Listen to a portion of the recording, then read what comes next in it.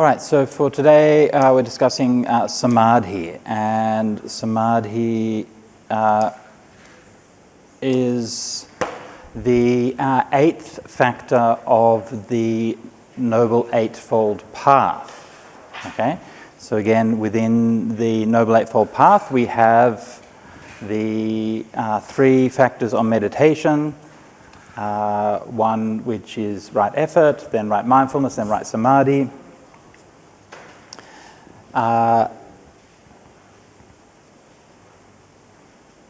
We're good?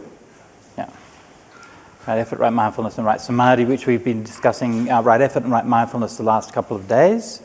So far in the course, with first one we've looked at what is the scope of Buddhist, early Buddhist texts, then we looked at the historical context, then we looked at the purpose and aim of meditation, then we've looked at right effort, then yesterday right mindfulness, and today right samadhi. Now, as the eighth factor of the Noble Eightfold Path, right samadhi is very subtle, it's very powerful, and it is elusive in its both understanding as well as the practice of it.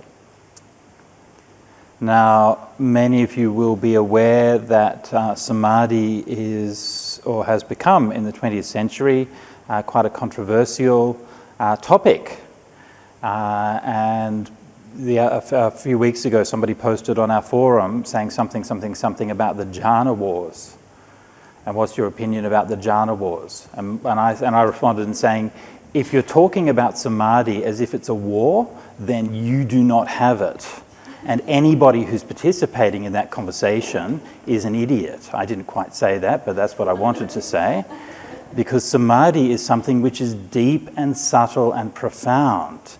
And if you think that you can go on the internet and have a flame war about it, then you haven't got a clue what it is even beginning to be about. So when we're talking about samadhi, we're talking about something which is the most subtle and refined and meaningful and sophisticated of the potentials and the capacity of the human mind. Just stop and think about this for a minute. Yeah? Think about all of the glorious things that the human mind has produced. Yeah? The great paintings, the great artworks, the great works of literature, the great the works of people like Isaac Newton and Einstein, and all of these incredible things that the human mind has been capable of. And none of those things are as subtle and profound as the experience of samadhi. The Buddha said samadhi is anuttara citta. We saw yesterday in the Satipatthana, the supreme mind, the unexcelled mind.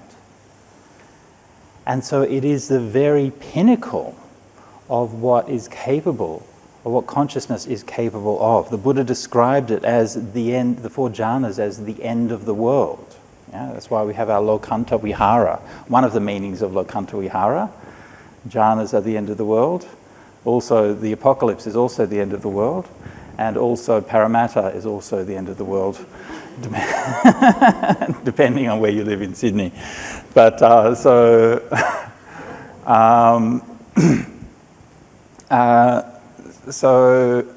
a very, very subtle topic.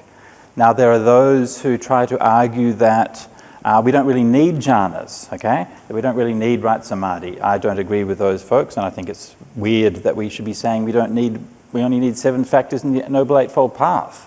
Why are there 8 factors? Yeah? Some people who argue that, yes, we need samadhi, but we can sort of, just a sort of ordinary consciousness will qualify for samadhi. Also, I don't agree with those folks. If ordinary samadhi was, if ordinary consciousness that was short of jhana was sufficient for the path, then why didn't the Buddha say so? And why did he talk about jhanas like literally all the time, like hundreds of times in the suttas? And finally, there are those who would say that jhanas are something which is not particularly refined or subtle, that you can be sitting and thinking in jhanas and making decisions and doing all of these kinds of things. And one teacher memorably described third jhana as being like the kind of concentration you can get in while sitting at a bus stop waiting for a bus to come. And I also do not agree with these teachers, and I think that they are missing the point of the whole exercise. But I'm not going to spend much time today discussing all the points of view that I disagree with or trying to argue for the points of view that I agree with. Instead, I'm just going to be presenting what the suttas say and how I read and interpret that. The Buddha always taught by asking us to excel. He wanted us to lift our possibilities. He wanted us to aspire to something greatness. He didn't want us to be making excuses. He didn't want us to be arguing about what we can get away with. He wanted us to aspire to what we can possibly achieve. This was the Buddha's way and the Buddha's teachings. He would present something which seemed incredible. Nibbana is incredible. Jhanas and all of these things, they seem incredible. And then he would say to you, there is a path. There is a way to reach those things. And he would instill in you the belief that you, yes, even you, had the potential to realize those incredible things. No?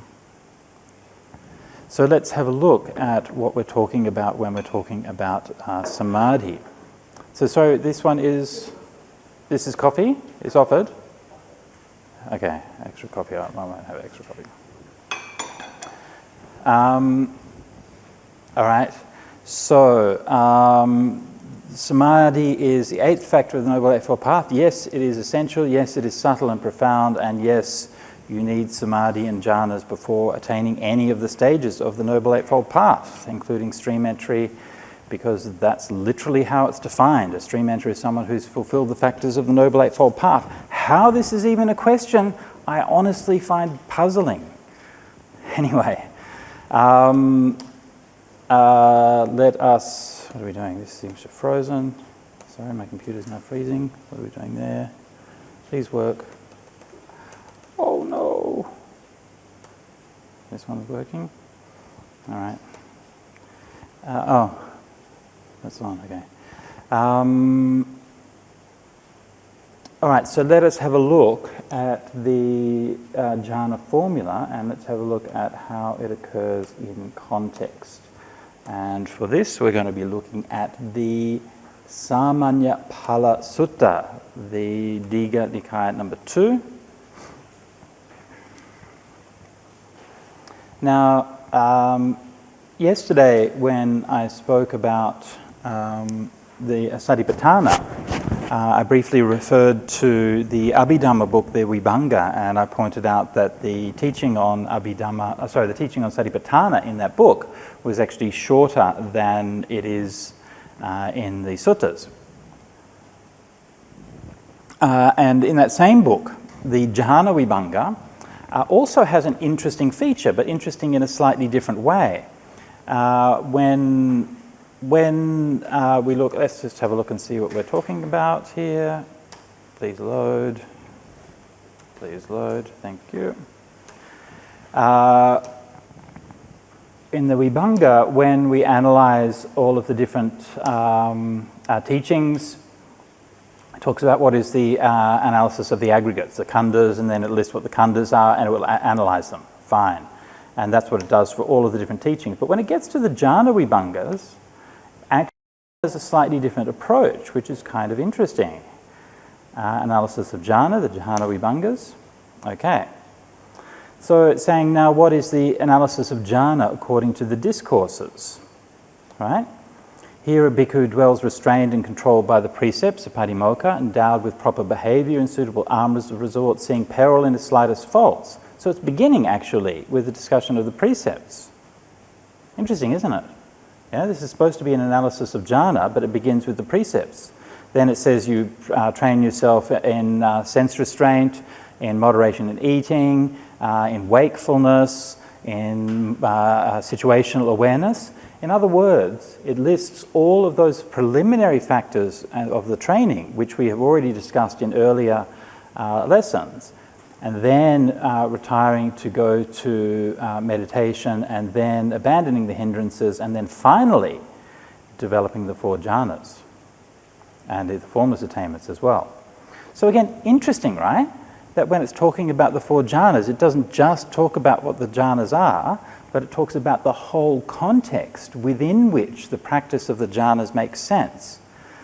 Now this shows how central this context is. Yeah? And it shows us how we can't just abstract the idea of jhanas out from that context and think that we can understand it while just neglecting everything about it. Right? So in the Samanyapala Sutta is one of the canonical instances, the many canonical instances where the gradual training is taught, the Anupubba Sikha.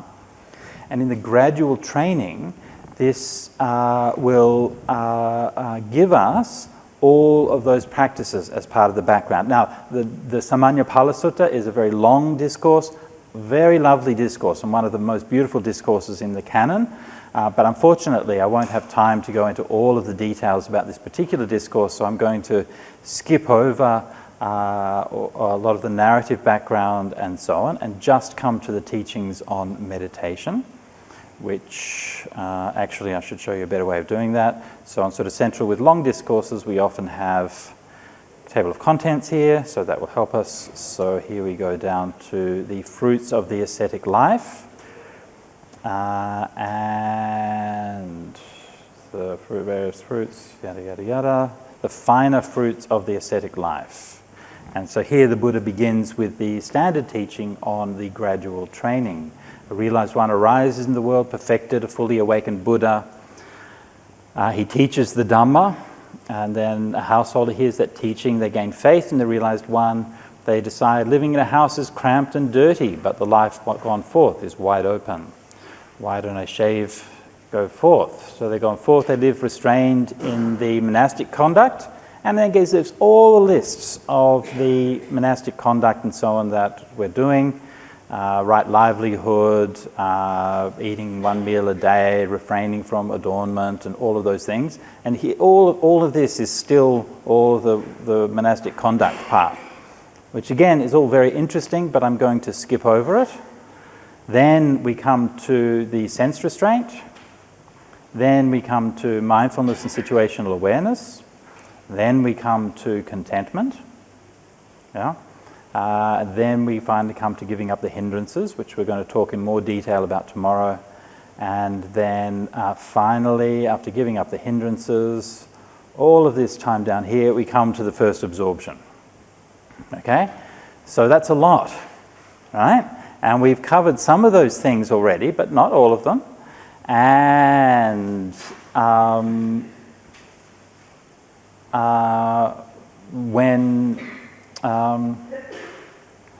the Abhidhamma then sort of abstracts this out and presents it in contexts, it really is presenting it according to the suttas, right? And that was the purpose of that passage in the Abhidhamma, was presented according to the purpose in the suttas.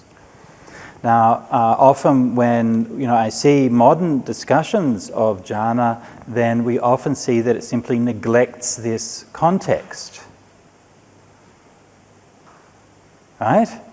We go straight to the thing and we start to discuss and argue about what does viveccheva kamehi mean. And we've completely forgotten to discuss all of those things that come before it, which actually give all of this its meaning. And so I'm going to give you now the simile of the astronaut. Do you know the simile of the astronaut? No? So this is a simile of an astronaut. When I was flying to do a retreat in Italy in France a few years ago, then on the plane there was like an in-flight magazine, and the in-flight magazine had the story of this woman who was an astronaut, and it talked about her life, and said that from the time that she was a little girl, all she wanted to do was be an astronaut, and she told her parents she wants to fly in space. And her parents said to her, "Great, go for it."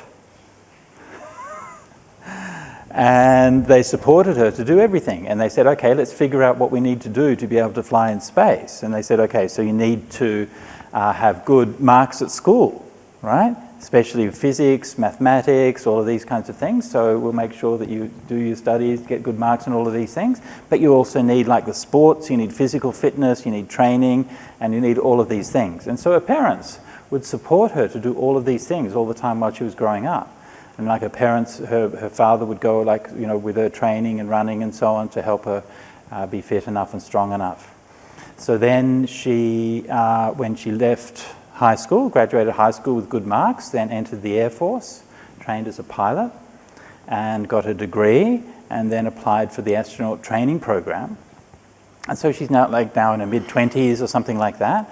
And then she did really well on the astronaut training program. Everything went really well, except she turned out that she had some kind of heart condition. So that it meant that she couldn't do it, and she had to drop out of the program. But it was just that story of how she had still achieved so much, even though she hadn't managed to do that. And so when I was reading that, it really kind of reminded me of this practice of jhanas, you know, and I thought of like, you know, imagine that someone had done that, and imagine that she had succeeded, and she was writing her memoir, and then she's sitting in the cockpit of the rocket. It's about to fly into space. Maybe it's one of Elon Musk's rockets, and you're sitting there, and you know, 10, 9, 8, 7, 6, 5, 1, and then you press the big button that says go. I mean, I'm assuming that they've got a big button that says go, right? And then you blast off into space, right? And you fulfill your dreams. And then I imagine that she wrote her memoir, and that somebody was reading the memoir, and they read the whole memoir and that whole story of inspiration and training and work and everything that she'd done. And then they get to the bit where they said, oh, you sit in a chair, you press a button, and then you go into space. And they said, great, I can do that. Doesn't sound too hard. So I'm going to sit in a chair, press a button, and go into space. Unfortunately, you've kind of lost everything that made that meaningful. Yeah? So this is a story which is telling you something meaningful. Now, just as a kind of interesting side note on that, when I thought of this simile for the first time, and I taught it at a retreat I was giving in France, and at that time I was being looked after by a family in Marseille, and the family was like half Lao, half French family, and the daughter of the family, who I'd not even kind of met, right? I just vaguely met her and said hello, and she was doing the translation for the retreat. And she, because she was very fluent in English and French, and when I was telling this, and she was an excellent translator, right? Very fluent, everything that I was translating. She obviously had a good Dhamma knowledge apart from everything else. But when I was telling this story, she kept on stumbling and like hesitating as I was translating the story. And then afterwards I spoke with her and her father, and they said, like, do you realize that's like literally exactly her story? That was like exactly what she did her whole life. She just wanted to be a pilot her whole life, and we did all of those things and studied and practiced and trained for so many years, and at the end she couldn't do it because she had a health problem. And there she was translating the story of this other woman who'd done the same thing. That was a weird moment. Very specific story. Anyway, so when we're understanding these things, the context matters, right? The Buddha didn't teach all of those other things just for fun, right? He's not just trying to fill up space. He taught them because these are the things that make it possible to realize jhanas. Now then, when I say this, then probably your immediate reaction is, well, does that mean I have to become a monk or a nun? Right? Does that mean I have to renounce? Do I have to shave off my hair? Do I have to give away all my money? Well, it wouldn't hurt, is all I'm saying, right? Now, you know, nobody's saying that like literally every single thing of these things has to be done in exactly the way that you're talking about. But if you look at that thing and you're like, oh, there's this whole checklist of requirements. Oh yeah, I'm not going to quite make that one. Sense restraint's a bit wobbly. Yeah, mindfulness during the day, yeah, it's not that strong. And I'm just going to check them off one by one. and I'm not really kind of doing any of those, but I'm still going to get the jhana part, then I've got to think that maybe we need a reality check. Yeah? All of those things are there to support us. They're there to help us. Why? Because jhanas are very subtle and profound. And these things should be there to teach us that this is something which has a huge weight of power and mental and spiritual energy behind it. It's not just something that we can reduce to a formula. It's not something that we can just sort of quibble about the meanings of this word and that word and then sort of try to get away with having a kind of lesser definition of it. Okay?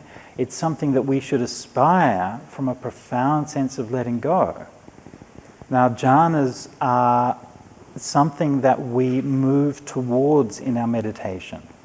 And in the Samanyapala Sutta, one of the lovely features of the Samanyapala Sutta is it talks about the spiritual path in terms of a gradual refining of the bliss and happiness that we experience on the path.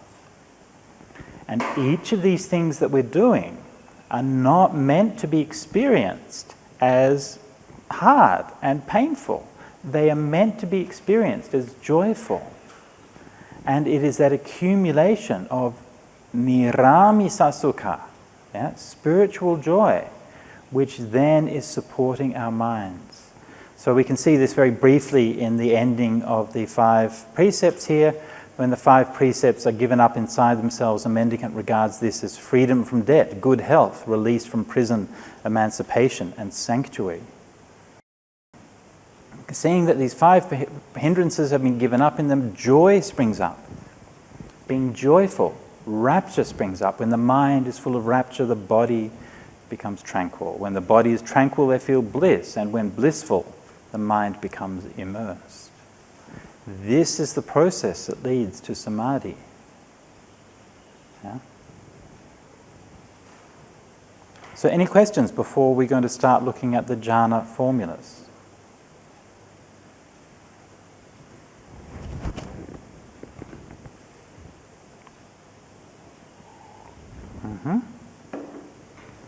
All right. Sukhino chittang samadhiyati. And again, I mean, one of the other arguments people make, they say samadhi doesn't have to mean the 4 jhanas. I mean, it's like literally hundreds of times in the sutra, this is what it says: Sukhino chittang samadhiyati, when the mind becomes immersed and then goes into the 4 jhanas. Anyway, whatever. Okay, moving on. First jhana. So, viviccheva kamehi, viviccha akusalehi dhamehi, savitakang, savicharang, vivekajang, piti sukhang, patamang jhanang upasampadja viharati. Yeah. So this is one of the most famous formulas for Buddhist meditation and Buddhism generally. We find this right throughout all the schools of Buddhism. And in all of the different schools and texts where we find this hundreds, probably thousands of times, there are virtually no meaningful variations in it. So I met somebody a number of years ago who was doing a study on this, and he was trying to look at all of the different versions of the jhana formula in Tibetan and in Chinese and in Sanskrit and all of these others, and he wanted to look at what are the variants and look at how it had changed and evolved. And he said the biggest problem in his study was that there weren't any. It was basically identical everywhere. I mean, I'm not going to say that there aren't any variants at all, but basically there are very, very few variants. Sometimes there can be like translation issues and so on, but in terms of the underlying formula, it's very, very stable. And that attests to how early it is and how fundamental it is. It's something which is repeated countless times in the Buddhist texts. So viviccheva kamehi, viviccha akusalehi dhamehi, savitakang, savicharang, vivekajang, piti sukhang, patamang jhanang upasampadja viharati. And one of the defining features of this first jhana formula is how it speaks of such an exalted state of mind using ordinary psychological terms. Yeah. So the Buddha to be clear, the Buddha did use frequently very exalted terms to talk about samadhi. He described them as the uttari manusa dhamma alamariya dasanang, like as a superhuman state, which is knowledge and vision worthy of the noble ones. He described them, as we've seen, as unexcelled. He described them as being the sambodhi sukha. Jhanas are said to be the bliss of enlightenment, or the bliss that's akin to enlightenment, the end of the world. So many different epithets that the Buddha used to talk about the peaceful and sublime happiness and experience of samadhi. And yet, at the same time, he discussed it using simple and ordinary psychological terms. Right? And once again, one of the traps that certain interpreters will fall into is that they then just take one side of that and treat that without looking at the other side. Yeah? So if you take just the exalted side of samadhi, right, and ignore the psychological side of samadhi, then it looks like it's something which is inaccessible and impossible. It looks like it's something where it's just like invoking some kind of spiritual entity or some metaphysical state. On the other hand, if you just take the psychological descriptions and leave aside the exalted ones, then you look at it as being something which is quite like an ordinary, everyday state of mind, which it most definitely is not. All right? Okay, so let's have a look at the terminology involved.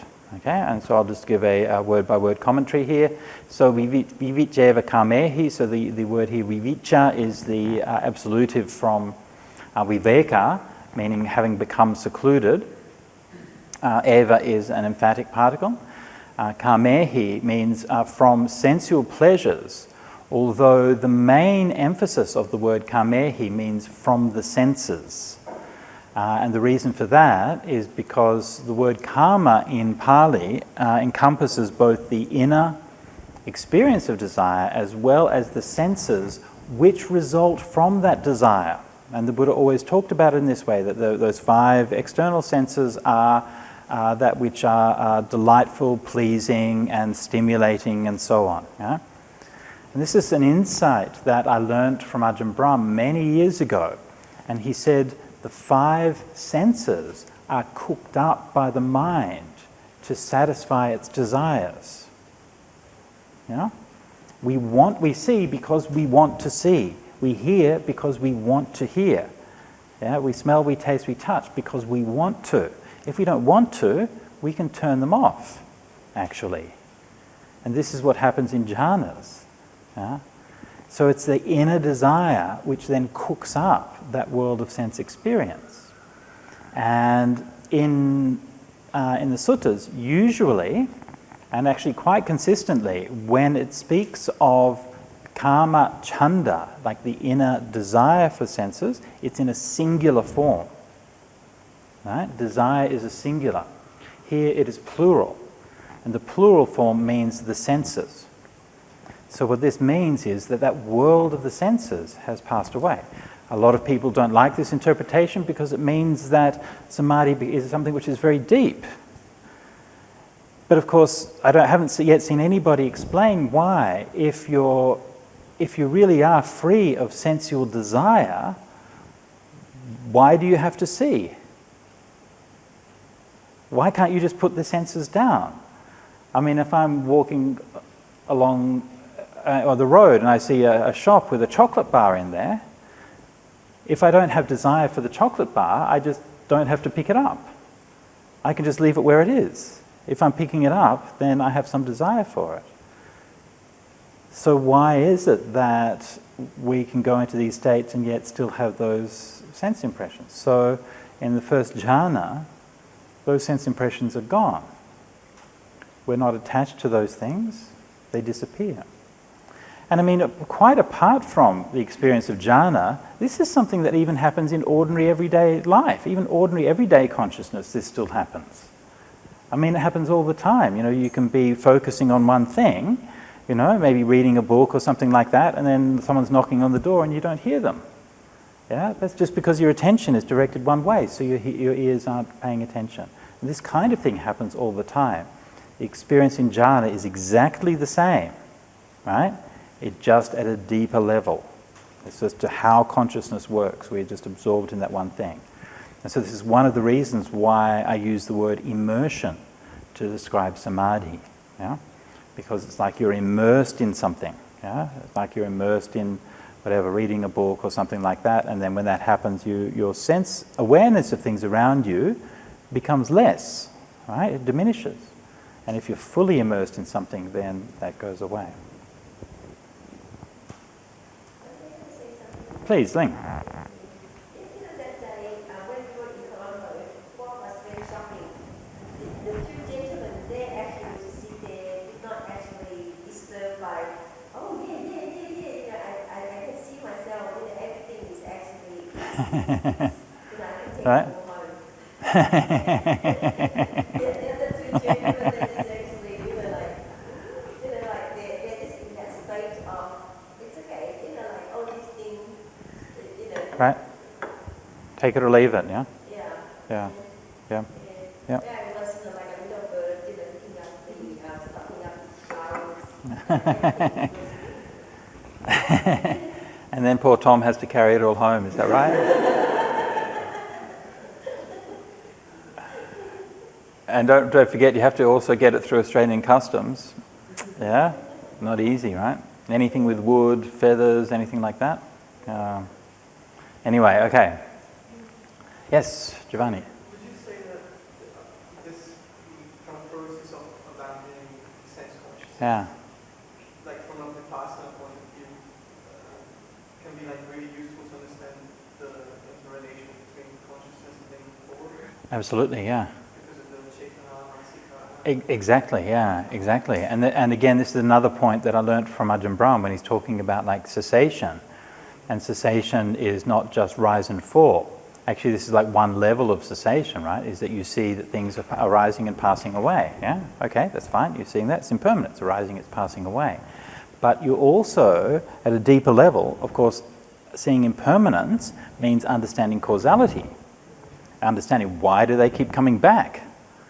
Yeah? Again, because of desire. Yeah? And so when you experience, this is why the jhanas are also called the anupuba nirodha, the successive cessation. And you're seeing the cessation of these things. So when it says vivicheva kamehi, it's talking about cessation. Yeah? It's just another word. Viveka in this context is just another word for cessation. Yeah? And so when these things cease, that's when you really understand them. And then they come back again. And then you're like, wow. And you realize the depth at which we are building and creating this world that is all around us. Yeah? It's a profound realization. Okay. Vivicheva kamehi. The second one is more easy to understand. Vivicha akusalehi dhammehi. So kusala dhamma here refers obviously to anything in the mind which is unwholesome, but especially to the 5 hindrances. And so we've already talked about abandoning the 5 hindrances as that process of leading up to this. And so that is, of course, a gradual process. And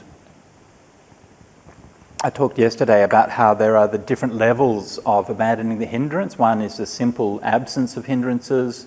The other is the deep level suppression of hindrances in samadhi, and the third is the full abandoning of hindrances on the plane of enlightenment. Now, when we're developing sila, sense restraint, all of those kinds of things, then we are helping to just let all of those things go. They're not arising because there's nothing which is really stimulating there, but they might arise at any moment when something comes up to stimulate them.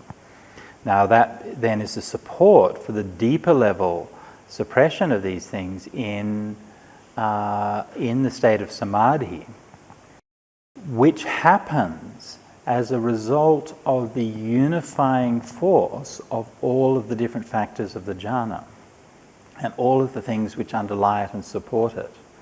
So these hindrances are incredibly powerful.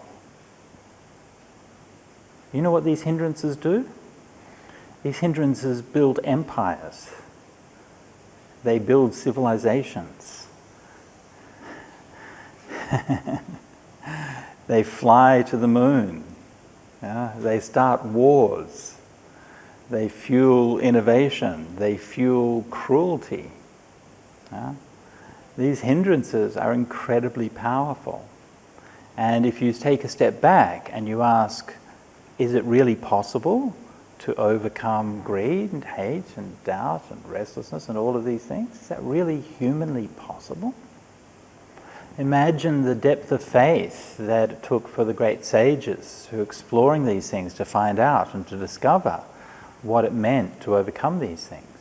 To overcome these things that seem such a fundamental part of our humanity. And the depth and the power of the hindrances is such that, yes, actually, it really is impossible to abandon them. And if we look at their strength, we think, actually, it is hopeless. How could I possibly overcome these things? And of course, it's a good thing it's not up to you to overcome these things. It's the Eightfold Path that overcomes these things. And the only thing in the world that is powerful enough to overcome all of these defilements is the practice of the path. And that's why we need all of these factors there to support us, leading to and supporting our meditation. Vivicha akusalehi dhammehi.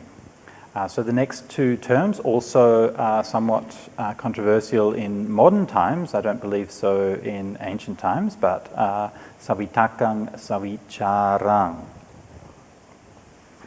Now, vitaka and vichara, vitaka is normally a word that means thought. And vichara is also basically means thought, but has a slightly more extended sense. So we might translate it as contemplation or exploration or reflection or something like that. So it's very easy to translate the first jhana formula by saying then it has thought, thinking and exploring, something like that. And I think Bhikkhu Bodhi and other translators translated in that way. So the question here for a translator is whether we're going to emphasize the terminological consistency in translating, or whether we are going to translate according to context, because in the context of jhana, then vitaka doesn't mean thought. So what exactly is going on here? Well, think about what we're doing. And again, think about the context and the meaning of the practice of jhana that we're talking about here. All of those things that have led up to it. Right? All of that training, all of that letting go to reach this state of mind, this uttari manusa dhamma, this superhuman state of mind. Now, when the Buddha is using a word, like a bit later on, he uses the word sukha. Yeah? Sukha, it means pleasure. It's a very simple word. It's an ordinary word. It means pleasure, it means happiness. When I drink this cup of coffee, aho sukham. Lovely. Very nice. I experience pleasure. Yeah? Is that the same thing that the Buddha was talking about when he's talking about the first jhana? Probably not, right? I mean, it's got something in common with it, right? It's not completely different, but it's also not exactly the same, right? So again, the word piti or rapture, yeah? Yeah? So rapture is like the sense of excitement or something, right? So rapture might be like if I'm sitting here and I'm seeing the gentleman bringing up the morning tea and I'm like, ooh, morning tea's coming up, yeah? Oh, this is a kind of rapture, right? It's this kind of excited anticipation of something, yeah? Is that what the Buddha's talking about when he's talking about rapture in here? I kind of think not, right? It's got something in common with it, but it's much more subtle, it's much more refined, yeah? What about when the Buddha's talking about, I don't know, say seclusion, right? So when we finish the classes here, we can go to our room or go to a quiet place and we can become secluded from other people. Yeah? Is that what it means here? Yeah? I think not, actually. Yeah? I think he's talking about something which is much more subtle. Yeah? Everything in the jhana formulas is talking about the adhicitta, the higher mind. Yeah? We're talking about elevated consciousness. So of course these words don't mean the same thing as they do when you're talking about ordinary consciousness. That's the point. Yeah? So the Buddha used ordinary language so that we can make a connection, so that we can understand what's going on. But he didn't use ordinary language in order that we can explain it away and saying, actually, this is no different from what we're experiencing now. Yeah? So when the Buddha's talking about thought, actually, right, thought is something that starts and stops.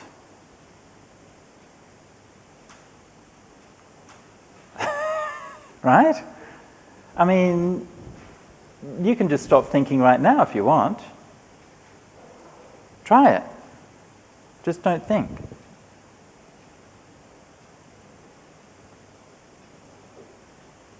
How's that going?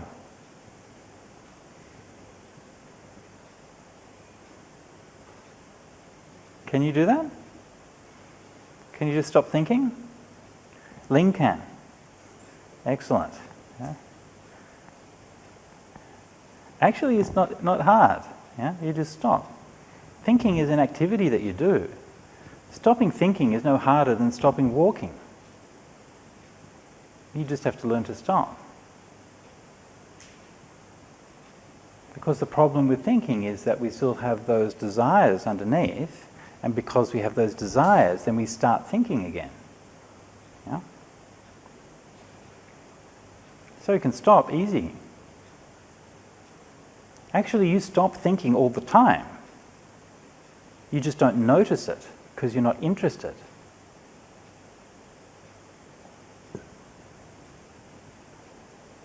So again, just as with the question of the senses, if the senses are operating in first jhana, why? Because desire is cooking them up. The same thing, if thought is operating, why? Because you want to think. Thinking doesn't just happen, right? It's not just some random thing. It's not an alien beaming thoughts into your brain that's making you think. You think for one reason and one reason only, because you want to think. And if you're thinking and you don't understand that it's because you want to think, this is delusion. So if you're sitting there in meditation and you're thinking about this and that, and you're like, oh, these thoughts are just happening and my mind's pure, but I'm thinking, then you're not only not pure, but you're also delusional. Because you're telling yourself that this is something that it really isn't. Thought comes from desire. This should be ABCs in Buddhism. And so when that desire is let go, thought also comes to an end. Yeah? Now what this is talking about here, when it's talking about the vitaka and the vichara, and that by the way, that process of the ending of thought happens long before you get into jhana, actually. Like it begins by the slowing and the stilling of thought over a long period of time. And as you're meditating, the thoughts become quieter and quieter, fewer and fewer, further and further between. Until before you're going into jhana, and when the mind is in that state of clarity and bliss, then already then thoughts are very, very sparse. Before you go into jhana, then, maybe a few thoughts might come and go now and then, but very, very light and very, very sparse. So what is it talking about here? Well, again, think about the English word thought. And when we normally use the word thought, we normally mean a discursive and linguistic process, right? So we're using words inside our head to talk to ourselves about something. This is normally what we mean by think. But that's not the only way that people think. Some people don't even use language inside their own heads. It's a bit weird. Some people think in terms of images. Is there anybody here? Anybody here thinks with images? You kind of do? Really? Not only, but you do. Ah, interesting. Ah. I mean, I find it really difficult to understand what even that would be like, yeah? But I'm sure for you it's just completely normal, yeah? Yeah. Again, yeah, so again, exactly, right? So I mean, clearly, you know, animals or people who don't learn language, I mean, they don't have thought in the way that we do, but they have vitaka, right? They have a similar faculty of mind. Actually, so underlying that, and even in English, we don't always mean that. Like I might say, think of this bottle cap, right? And so what I really mean is sort of direct your mind to it, yeah? Rather than necessarily think about it, yeah? And so this is really what vitaka means in the practice of jhana. It means something like directing your mind towards something or placing your mind on something, yeah? And so that's kind of the underlying mechanism of what we do when we're thinking, right? We're thinking, we direct our mind to something, yeah? We place our mind on something. And then the vichara is then the keeping connected of it. Okay, so, and this is how it's always kind of explained in the traditions. And so if this is our meditation, so this might be the nimitta or the light that we're experiencing meditation is this glass. And so the vitaka vichara is like placing the mind on there. And then vichara is like holding it there. But I'm not sure if you can see because it's a bit subtle, but when I'm doing that, there's always a slight kind of movement or kind of wobble or oscillation in what's happening. Because these are still very slightly active processes that are going on. Yeah? This is like a residual process, which is applying the mind like that.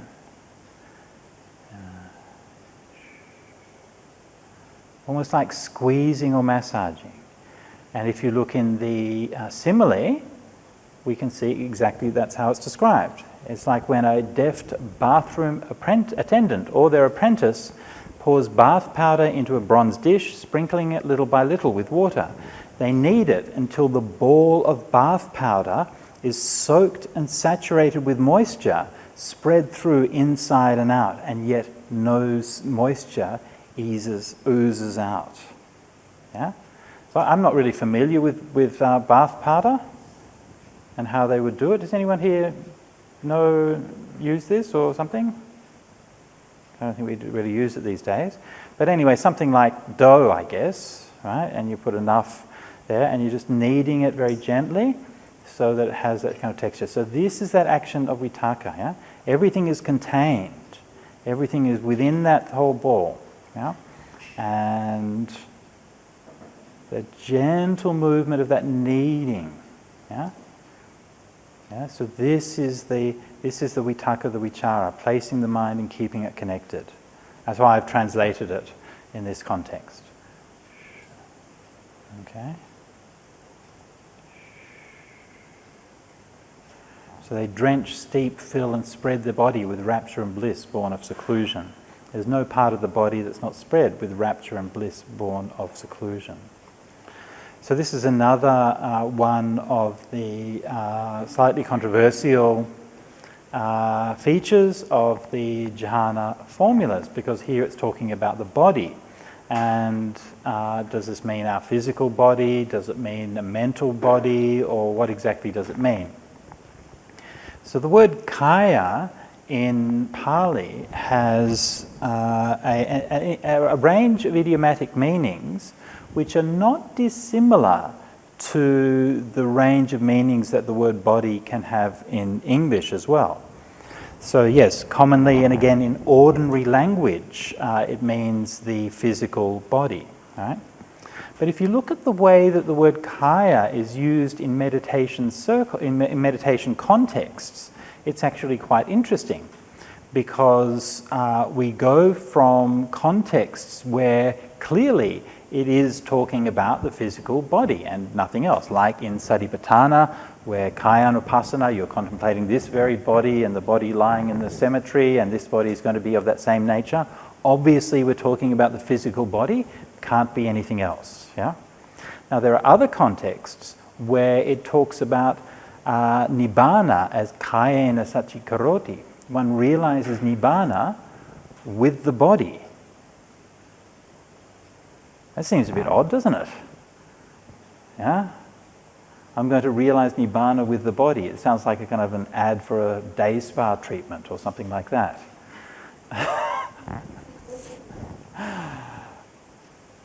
Or, for example, the formless attainments, the arupa samapatti, kayena pusati. One touches them with the body.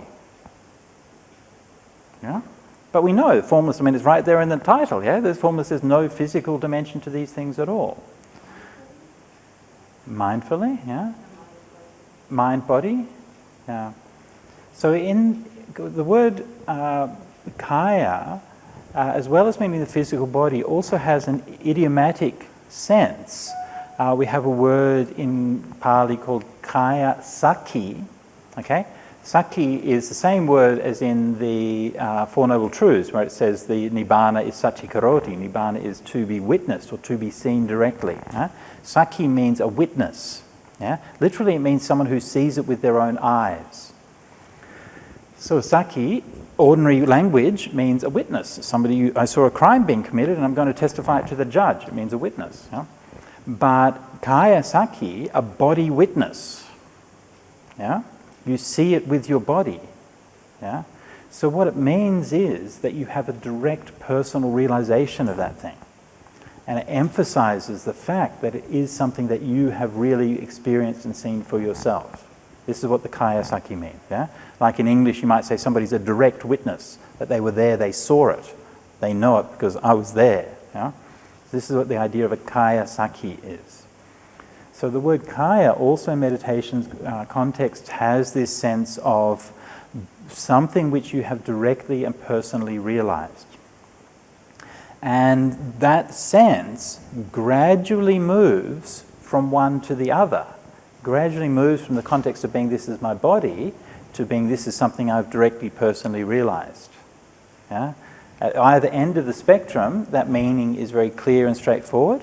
But then in the middle, it gradually goes, like even before jhanas, when it talks about that you experience tranquility in the body, right? Kaya passaddhi.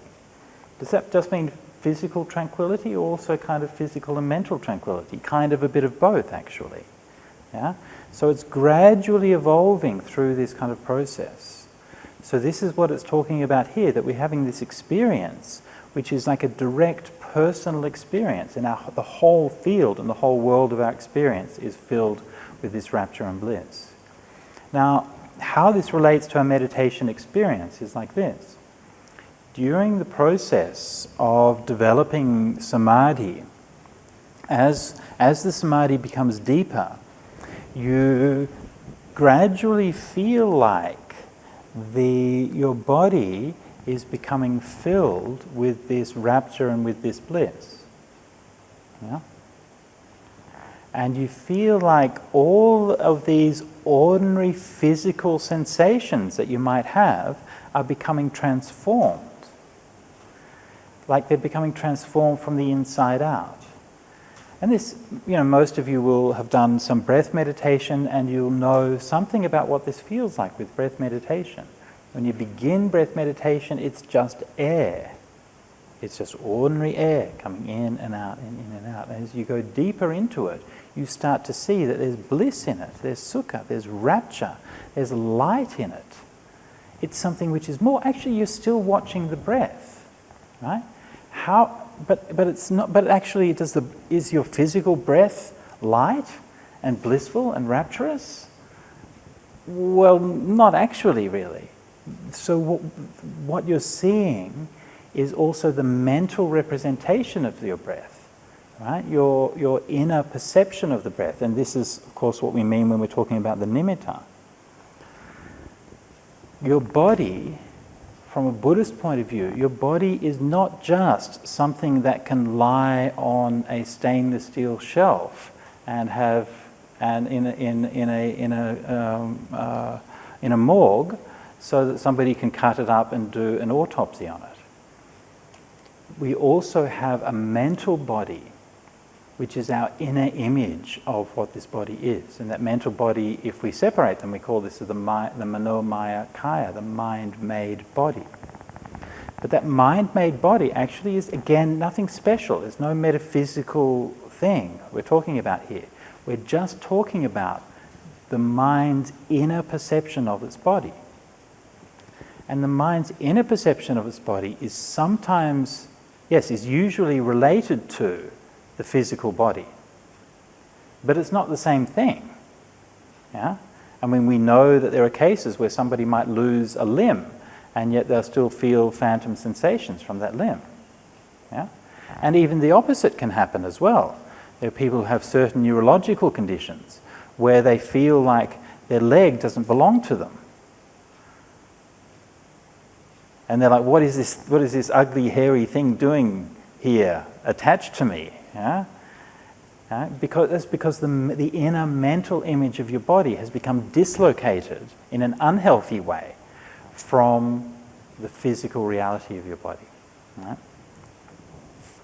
So, in the practice of meditation, what we are moving towards is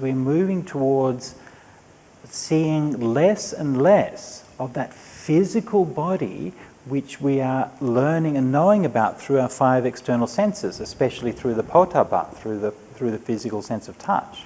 Yeah? And more we're getting in touch with that inner perception of the body, which has always been there and is always a part of your perception of the body. It's not a new thing, but we're just becoming more aware of it. And it is that inner perception of our body that is filled with light and bliss and rapture and radiance. Yeah? And this is what that body that is filled with the rapture and radiance and bliss, born of seclusion. Yeah? So this is this practice of the first jhana. So we are secluded, we've abandoned the hindrances, we've developed all of those factors leading up to it, and we have stepped over that threshold. So we've upasampada viharati. So this is one that I haven't commented on. A few things I still haven't commented on. So upasampada viharati. So upasampada viharati is an idiom in and of itself, which is used in a number of different contexts. For example, even like the teachings can be something that you upasampada viharati. But here, the basic meaning, and this is the same meaning as the word upasampada, as in the higher ordination, right? But here it means something like the entrance. Yeah? So we usually translate it as the enter and remain, upasampada viharati. And again, once more, just notice that viharati here is obviously used in the sense of to continue meditating. So viharati always has a... viharati is a verb which is used to express duration. And so it means a continual state. It's not just popping in and out of something, it's something which lasts for a period of time. Now in the suttas, they're not very specific about that. So there are a number of instances in the suttas that make it seem like that these states were lasting for quite a long time, maybe many hours. And so, you have times when the Theravada or Theravada, that the monks or nuns were sitting for sometimes several days at a time. The Buddha was sitting all night for his, on the night of his enlightenment, and various other references like that. So we're talking about a somewhat of an extended period of time. And we don't want to define that too closely, but one of the questions that a meditation teacher will ask if they want to learn whether a student has really attained jhana or not, one of the things that they will ask is about the duration of that attainment. So on average, okay, just as a ballpark figure for meditators who are learning to practice, in order to get to a state of samadhi where you're going to be ready to enter jhanas, typically about 3 hours. Something like that. 3 hours of sitting to lead up to the experience of jhanas. And the jhanic experience itself might last anywhere from half an hour, up to several hours, depending on the strength of the mind. Now that's very much a ballpark figure. Some people can just, like the Bodhisattva, sit under a rose apple tree and there you go. It's not determined by time, but that's just like an average kind of ballpark figure based on my experience and teaching over the years. So why this is so, right? So remember that when you're meditating, like all of those times that you've meditated, remember, and you are struggling with meditation, then that struggle is because of the hindrances. All the times when you're feeling restless, all the times when you're feeling painful or sleepy, sloth and torpor, these are all the experiences of the hindrances. And the more the hindrances become quiet, none of those things are stopping you from meditating. That's literally what they mean. The hindrances are the things that hinder you. They stop you from meditating. And when those hindrances become quiet in the mind, you just want to keep going. And so you don't force yourself to meditate. It's not like you're making yourself do anything, but there's nothing hindering you, so you just keep going. Yeah?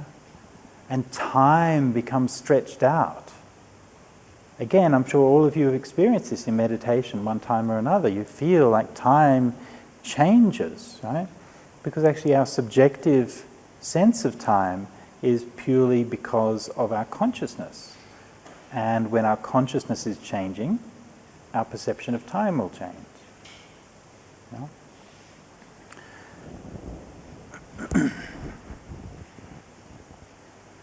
All right. Okay, so upasampadja viharati.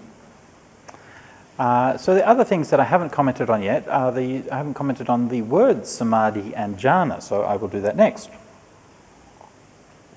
So both of these words, samadhi and jhana, which you can see as here, are normally synonyms in the suttas, and they both have similar kinds of meanings. All right. So of course they're both used in, they're both just words, right?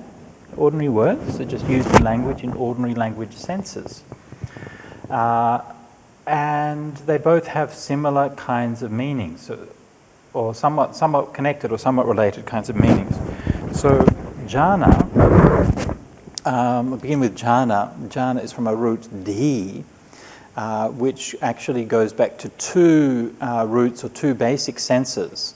The first basic sense of jhana is to apply your mind, to think, to concentrate. So it has a psychological sense.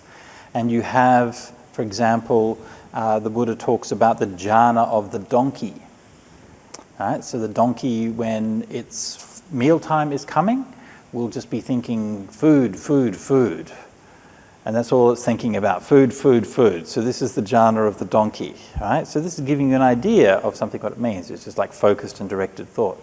Or even when the Bodhisattva had been out on his journey and seen the four sights, the old man, the dead man, the sick man, and well, especially after those first three, then he went back to the palace and he was brooding. Yes, he was obsessively brooding, and then so this is also jhana. There's a derivative from jhana, I think it was nijayati or something like that. So this kind of obsessive thinking about something. So this is one of the senses of the word jhana. The other sense of the word jhana, which in fact you have in this very sutta, you find that right here. So in the setting for this sutta, King Ajatasattu had been pacing on the roof of his pasada, the roof of his stilted longhouse, and wondering whether he could visit any ascetic to bring peace of mind to him. The reason why he needed peace of mind was because he just murdered his father. Oops. Yeah, so that's not good. Anyway, whole big story behind that, okay? So then they suggest, why don't you see the Buddha? So actually it was Jivika. I mentioned Jivika, the Buddha's doctor. So the Jivika who mentioned, let's go and see the Buddha. And so you see the king is obviously in a bit of a state, right? Because he's been wanting to become king, and he's had all of this ambition and everything, and then he finally gets there, and then he's racked by all of this remorse and doubt. not good. It's such a fantastic, dramatic episode. It would really make a great Bollywood film. The story of, I don't know if anybody's done it, but it's a really very great drama. Anyway, so he wants to go and see the king, and what they do is they get all of the elephants and they surround him with all his armies, and he puts all of his wives on the elephants, yeah, because he wants to make sure that he's both got strength, but also he's surrounded by people he can trust. Yeah, this is how nervous that the king is. So when he comes up there, they say the Jivaka has told him that we're going to go and see the Buddha. And yet when they draw near the hall, there's no sound. How you said that the Buddha would be there with all of these monks? How come there is no noise? This must be a trap. And Jivaka says, Ma bhai Maharaja, Ma bhai Maharaja. Don't fear. I'm not deceiving you or betraying you or turning you over to your enemies. The fear of the king, right? All of the guards, all of the armies, everything that you have, yeah? And everything driven by fear. Yeah? Think about, you've seen the photos of Vladimir Putin when he has a discussion with somebody, there's a table like as long as this room, and he sits at one end of the table, and the person he's talking to is sitting at the other end of the table. And you see, this is someone who's so driven by fear. Anyway, go forward, great king. Abhikkamar Maharaja, Abhikkamar Maharaja. Ete mandalamale deepa jayanti. Yeah? Those are lamps shining in the pavilion. Deepa jayanti. And of course, the shining of the lamps is the jayanti. This is the jhana. Yeah? It's just the verb form of the word jhana. And obviously this has a double meaning, because the deepa are also the spiritual guides. Yeah?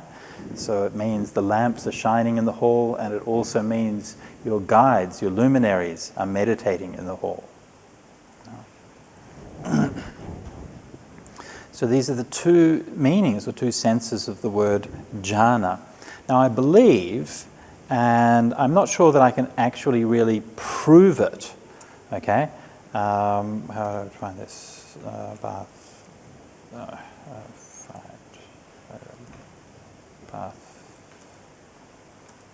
Oh, lots of baths. Yes, here we go. I believe, I don't know if I can quite prove it, but I believe that the usage of jhana in this sense for meditation by the Buddha was ultimately derived or influenced by the Gayatri mantra.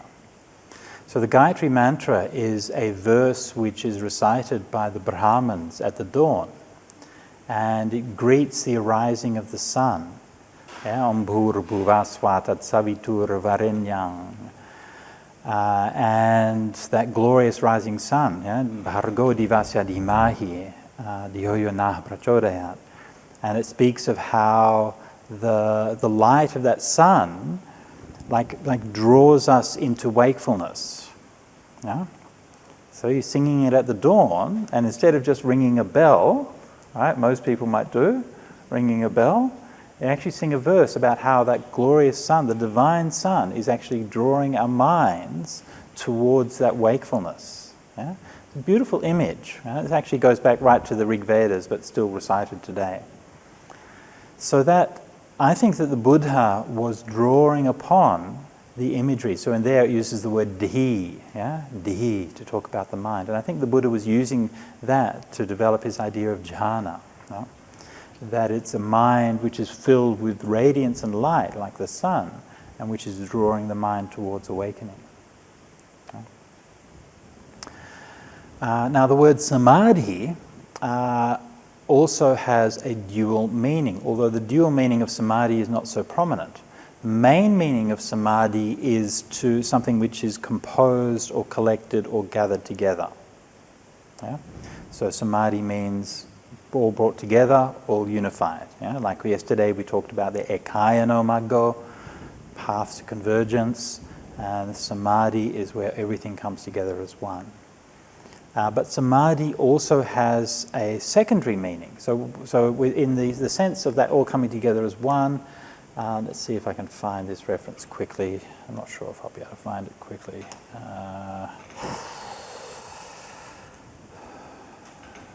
Tortoise. So I got search going. No, I don't think I've got search going locally. Oh yeah, I do have search going locally. I can't even remember if it's a tortoise or a turtle. Ah, here we go. Is that right? Ah, that was lucky. Okay, once upon a time, mendicants. Just check I've got the right one.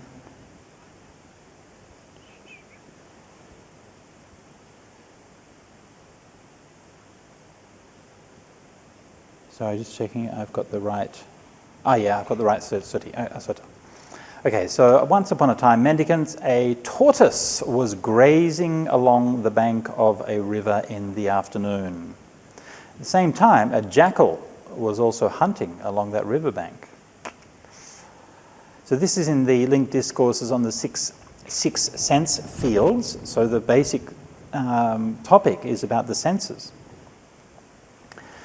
The tortoise saw the jackal off in the distance hunting, so it drew its limbs and neck inside its shell and kept passive and silent. Yeah? So its limbs and neck, Sondi Panchamani, Angani, Sake Kapale, Samoda Hitwa. Yeah? And so the word Samoda Hitwa is from the same root as Samadhi. Okay? The form is a little bit different, but basically the root is the same. Yeah? So the root is Da. Samoda Hitva. So this is giving you a good idea of what Samadhi means, right? So withdrawing all of the limbs and the neck inside the shell. But the jackal also saw the tortoise off in the distance, grazing. So it went up to the tortoise and waited nearby, thinking, when that tortoise sticks one or other of its limbs or neck out from its shell, I'll grab it right there, rip it out, and eat it. Oh my goodness. But when the tortoise didn't stick out one of its limbs or neck out of the shell, the jackal left disappointed, since it couldn't find a vulnerability, or tarang alabamano, like it literally couldn't find an entrance point or an opening. In the same way, Mara, the wicked, is always waiting nearby, thinking, hopefully I can find a vulnerability in the eye, ear, nose, tongue, body, or mind. That's why you should live with your sense doors guarded. And then it goes on to teach the practice of sense restraint. The mendicant should collect their thoughts, their manovitaka, as a tortoise draws its limbs into the shell, samodahang. Independent, not disturbing others, someone who's extinguished wouldn't blame anyone. All right, so this is giving us a good idea of the meaning of the word samadhi. Yeah? Literally drawing things into the shell, collecting them, gathering them, bringing them together. So this is one of those senses of samadhi, but samadhi also has another sense, and that means to kindle a fire. Twofold meaning of samadhi. Just like jhana has a twofold meaning, samadhi also has a twofold meaning, and both of them mean to focus your attention, but also they mean something about a fire or a light. Yeah? So to kindle a flame is to samadhati. Yeah? And that root, that's a different root, even though the form of the word is the same. Da is the root to collect, and that's the root dahati, to burn. Right? So both of those roots can end up in samadhi. So that idea, what this tells us, is something quite profound about the nature of samadhi, because the Buddha was very careful in the way that he's selecting his words. Both of those words have that sense of composure. Everything is withdrawn, everything is collected in itself, okay? But it doesn't just mean collected. It doesn't just mean, because that could mean a state of mind that is small or compressed, right? Or mean, right? But it also means something which is illuminated, yeah? Something which is radiant. And the idea of radiance in meditation is fundamental. And we find this imagery of light constantly used throughout the suttas in the context of meditation. The mind is lit up from the inside. That's how you experience the ending of the hindrances. And so that experience of that light in meditation is built into the very words that are used for the description of meditation. So, second absorption. Punicca parang Maharaja. So remember this being the discourse, the Samannapala Sutta. So the Buddha is addressing King Ajatasattu, the king of Magadha. Punicca parang Maharaja bhikkhu vitaka vichara nang vupasama adhatang sampasadanang cetaso ekodi bhavang avitakang avicharang samadhijang piti sukhang dutiyang jhanang upasampadja viharati. So just to briefly go over the text of this, so it begins by extending from what was there, punicca parang, so further and beyond. A bhikkhu with the stilling, Vipassana, stilling of vitaka and vichara. So we talked about that earlier. So the vitaka and vichara are stilled. Yeah. A bhikkhu, the syntax you can't really represent exactly in English. Well, you can, but it's not that nice. So with the second jhana, which has internal confidence or clarity, right? Ajhatang sampasadanam. So this word, so the operative word here is pasada, which means confidence, clarity, faith. And ajhatang sampasadanam, so the growing inner confidence and faith. Cetaso ekodi bhavang, inner unity. So here again emphasizing the unity of the second jhana. Avitakang avicharang, once again emphasizing without vitaka vichara. Samadhijang piti sukhang. So this is one of the differences in the first jhana. The samadhi, the piti sukha, is born of seclusion, right? Because the first jhana is near to the world of the senses. So coming into the first jhana, we're secluded, and the mind feels that joy because of that. And so here, the seclusion here is more inward, more even more settled. And so the point of this formula, like what's going on here, like everything in this formula relates to the basic idea of the second jhana, which is the stilling of vitaka and vichara. So remember that we looked at the simile in the first jhana of the ball of bath powder, and how that ball of powder was soaked through with moisture and kneading it. So they're kneading the ball of bath powder. So it's evenly saturated through, but no water is coming out. And there's still that kind of sense, that kneading sort of feeling, which is the vitaka vichara, the very kind of gentle movement, almost like a pulse. The first jhana has this kind of pulse to it. And so in the second jhana, then that stills, that comes to an end. Now, how that relates to all of these other things? Well, obviously, if you're applying your mind to something, right, and creating that small kind of movement, right, it's because here, right, remember this is the vivekajang piti sukhang.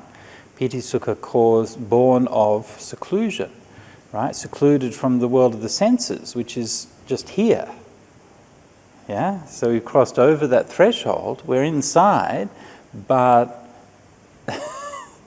we can also go back. And so psychologically, right, there's this kind of force in the mind that just kind of keeps on nudging it, because there's a kind of inner kind of feeling, oh, I'm close to sort of falling out again. you know?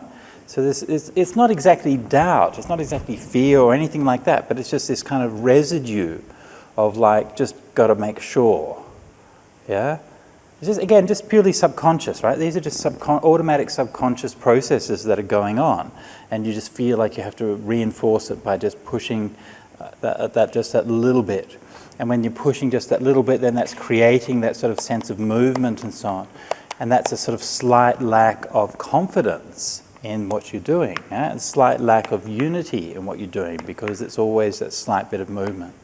So in the second jhana, then because you're moving further away, you're no longer neighbouring the realm of the senses, yeah? You're neighbouring the first jhana now, yeah? And so this is why the Samadhi jhana, piti sukhang, is much more still. And so you don't have to be pushing it anymore. Yeah? Or another analogy might be that you're kind of holding it, you know, you're kind of feeling like you're having to hold it and protect it a little bit because it might drop it or someone might take it away. But then now you can just sort of, it's just there. And so the simile is like a deep lake fed by spring water.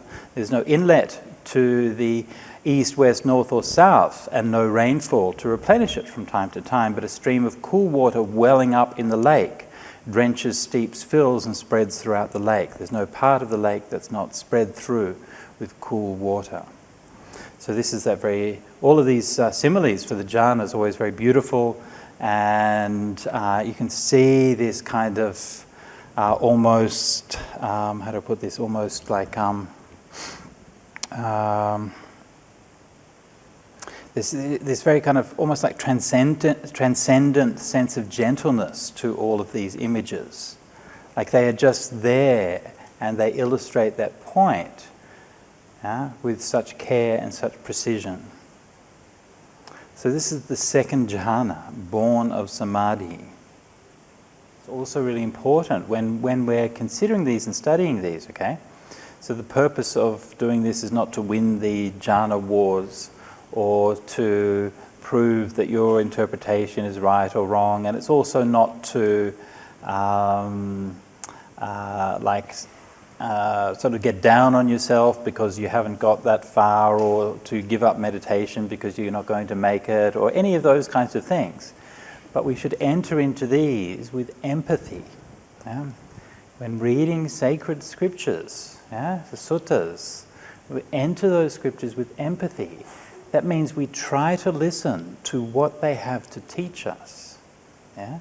We approach them as if, this is the Buddha speaking to us, and he has something meaningful to say to us. Yeah? It's not about us. It's not about me and what I can get and what I want and what I think. It's about listening to how the Buddha is wanting to teach us. And he's painting us this picture. Yeah? He's painting us this picture. The mendicant drenches, steeps, fills and spreads their body with rapture and bliss born of immersion. There's no part of the body that's not spread with rapture and bliss born of immersion. He's painting this picture that wants to draw you onwards, that wants you to experience that same letting go. And we can only understand when it comes to these very high dhammas, okay? You know, we can look at the language, we can look at the terms and the grammar and all of that kind of stuff. But that can only take us a little bit of the way. Yeah? That can clarify for us some things, sure. That can help us to maybe recognize some false paths that we might go down, right? We might go down something and think, what's this? And so on. Recognize, actually, no, that's not what the Buddha's talking about. So it can help us with those things. But it can't make us experience these things, and it can't really make us understand them. We'll only understand them through letting go. But through reading and through listening to things with empathy, that means listening, wanting to learn. This too, great king, is a fruit of the ascetic life that's apparent in the present life. Sanditi kehi, samanya palehi, which is better and finer than the former ones. Abhikan tatarancha, panita tatarancha. Better than those before. So each step of the way we are leading to something which is more magnificent. Of course, the Buddha was doing this quite deliberately. Right? The Buddha is painting this picture because he wants you to want to practice these. He wants you to want to experience them. Right? And we experience them by trusting in that process of letting go. And this is also where that idea of samprasada comes. Yeah? If we trust what the Buddha is saying, then we will be okay to let go little bit by little bit, and gradually we will experience these things. Furthermore, with the fading away of rapture, pitya ca viraga. Oh, I haven't actually talked, I should in this one talk more about rapture and bliss. I haven't talked about that so much. So let's just come back to the second jhana, where it talks about the piti sukha, the samadhi jang piti sukhang. And in the first jhana, it has the viveka jang piti sukhang. So the piti sukhang is the rapture and bliss. Now, rapture and bliss, rapture is piti, bliss is sukha. These are both considered to be part of the Vedananupassana in the four Satipatthanas. Okay? So this is what happens when we're meditating and we start to experience that feeling of bliss and happiness which is coming through our breath. Okay?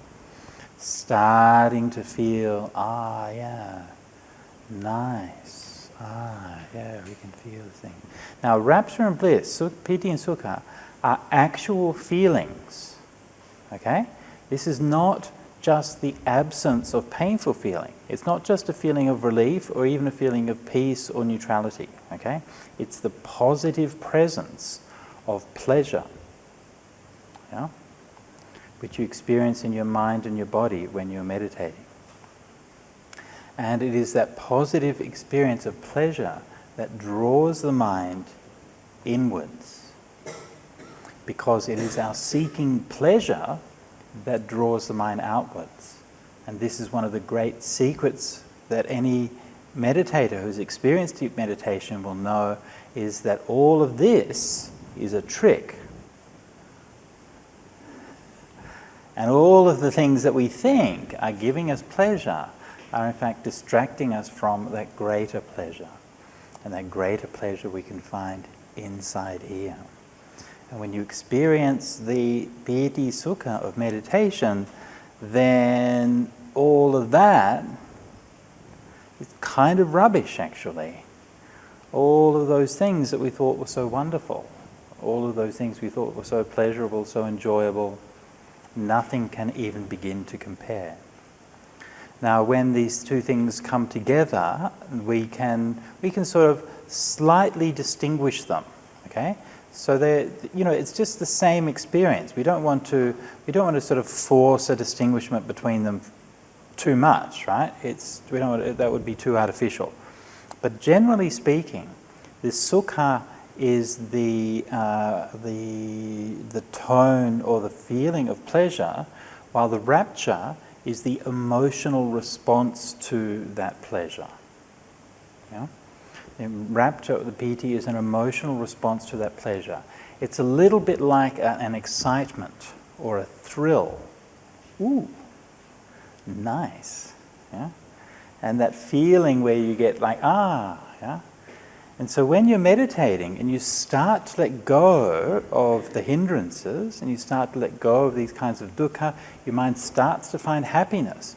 And when you start to find that spiritual happiness, the first thing that happens is, oh my goodness, all of these people who've been saying that you can find inner happiness, all of these sages and meditators and philosophers, the Buddha, all the great arahants, all the great meditators, they're right. They're right, actually, because I can feel that in here. And oh my God, it's like in me. What? It's crazy.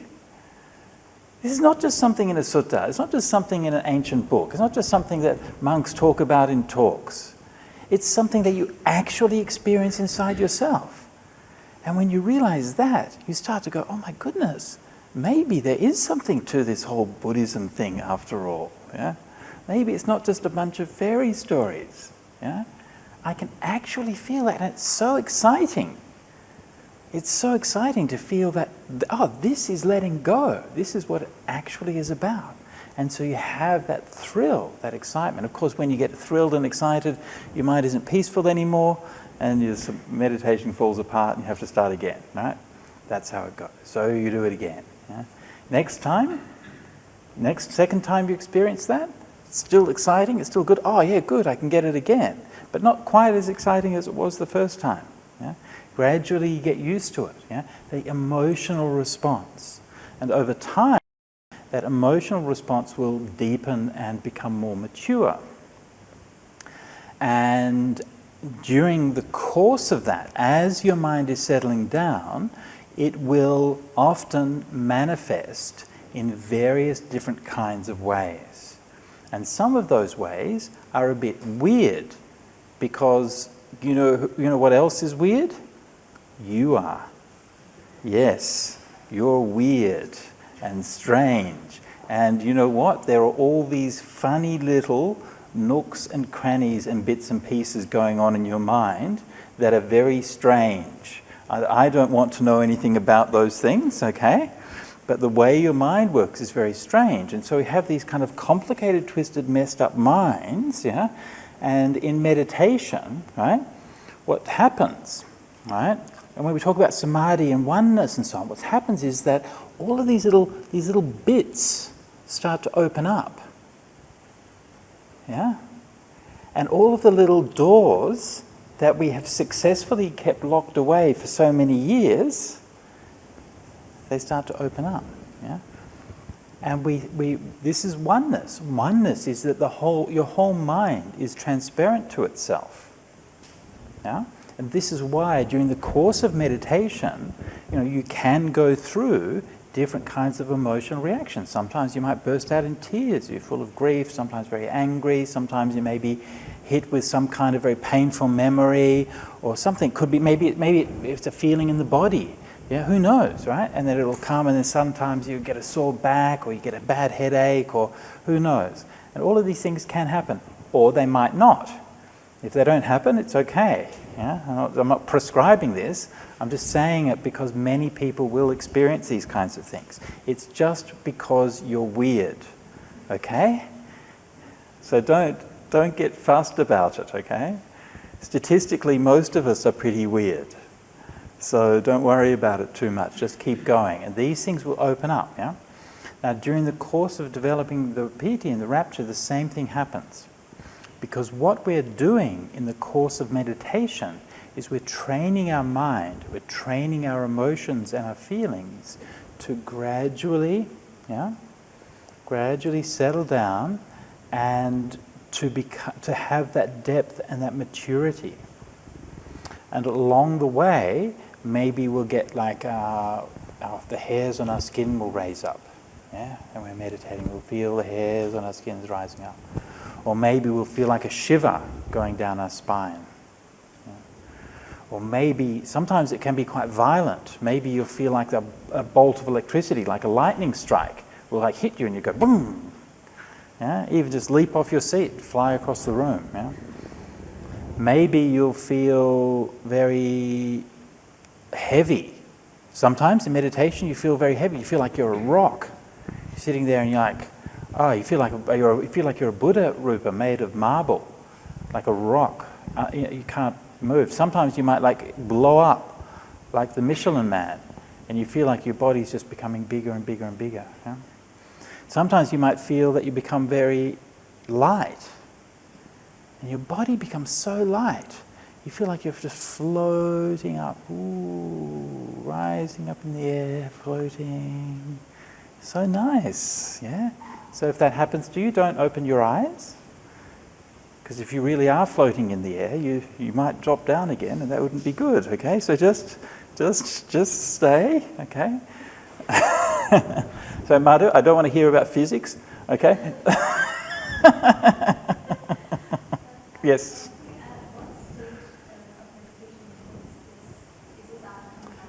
No, these are all things that you might experience on the way into jhana. Yeah, so these are manifestations of an emotional response that is maturing, that is becoming mature. Usually, yeah. And so, yes, Deepika, yeah. Which one? Samapati? Yes, what about it? Sorry?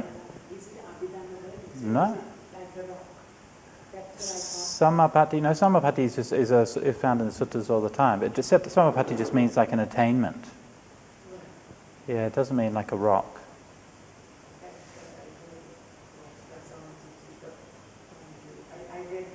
I mean, they might have used it in that way, right? If somebody's entered a samapati, then they'd be solid like a rock, maybe. But that's not what it means. Yeah, it just means an attainment. Yeah. Yep. All right. So all of these kinds of things might happen, or they might not. Also fine. Yeah. And it really just depends, like I said, because the way that these things manifest depends on your particular emotional makeup. And somebody who has a bit more of a kind of a dramatic emotional life will tend to have more dramatic manifestations. So somebody who's maybe more equanimous, more calm in their life, maybe the meditation will just go more smoothly. It doesn't really matter, okay? None of these things that I've talked about so far are important. None of them matter, yeah? The only importance that they have, well, they have two importances really. Number one, they can be fun.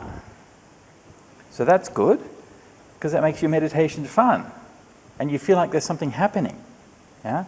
And so if these things are not happening for you, then you can feel like, oh, how come they're getting all the good stuff? Right?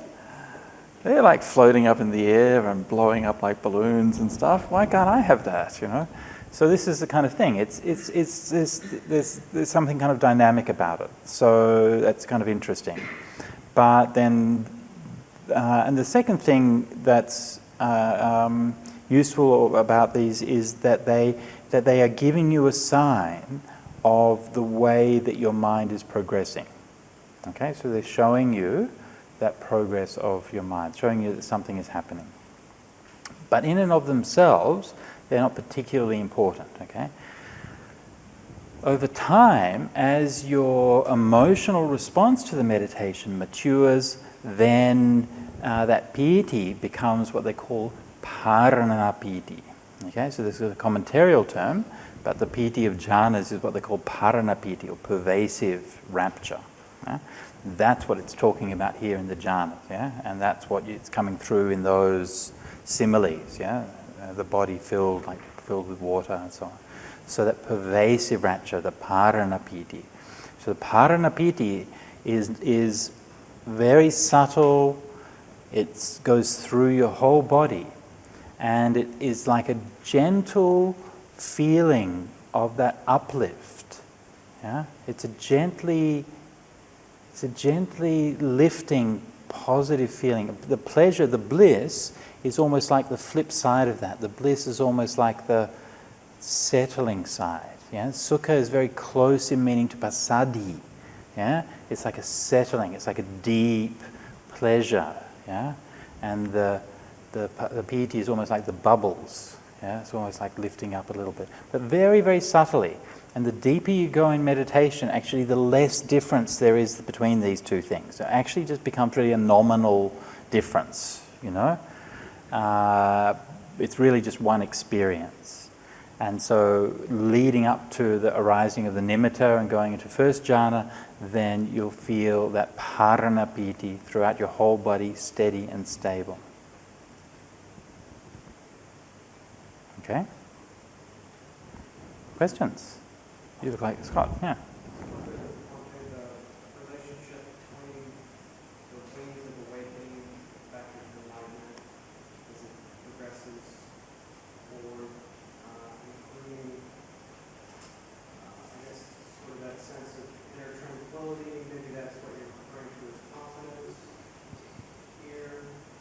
Okay. How do those correlate? So do you mean the 37 Bodhipakkhiya Dhammas, the wings to awaken, or the enlightenment factors? Oh, you mean the enlightenment factors, the Bojjhangas, right? Yeah, okay, so yes. Sure. Do we have them on the course later on?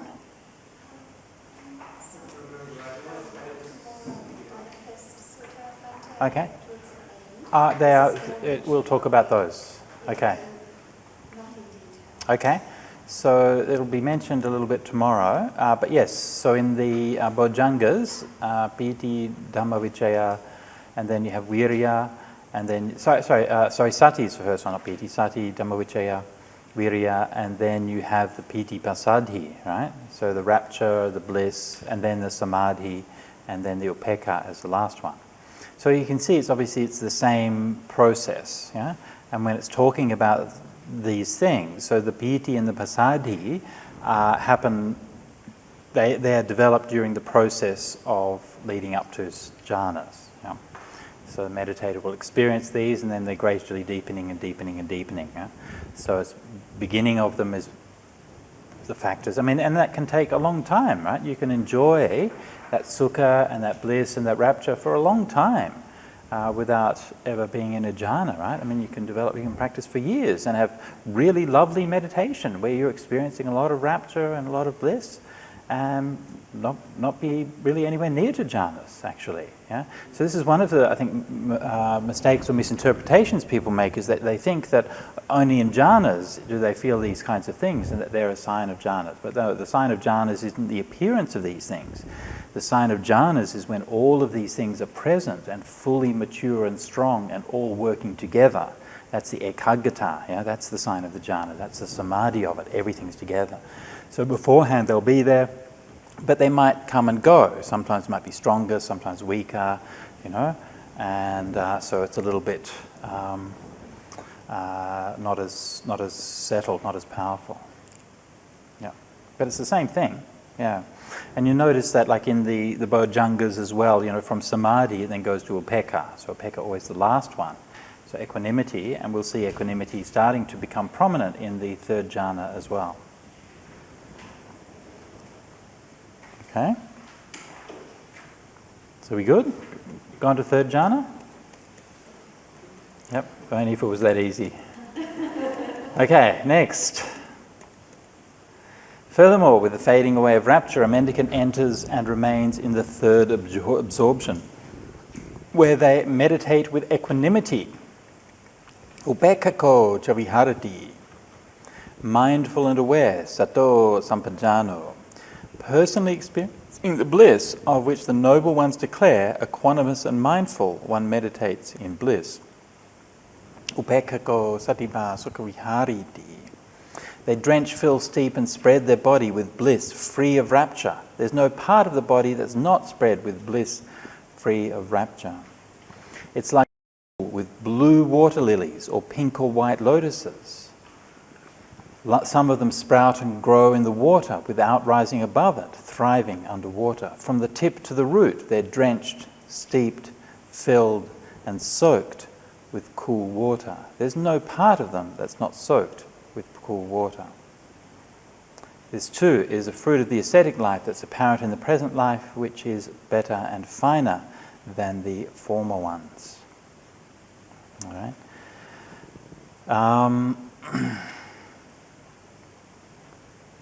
I maybe should have mentioned earlier, but in the refrain here that the Buddha is mentioning at the end when he's addressing Ajatasattu, is in response to King Ajatasattu's question. So King Ajatasattu asked him, "What is there a fruit of the ascetic life that is apparent in the present life?" Sandittikang. And Sandittika, of course, is one of the phrases that we recite when we recollect the Dhamma, the qualities of the Dhamma, Sandittiko Akaliko. And what it means is that basically it means it's something that you can realize in this life rather than having to wait until after you die. That's the main point. That's what the point is, right? So it's not like you're having to do something good so you can go to heaven.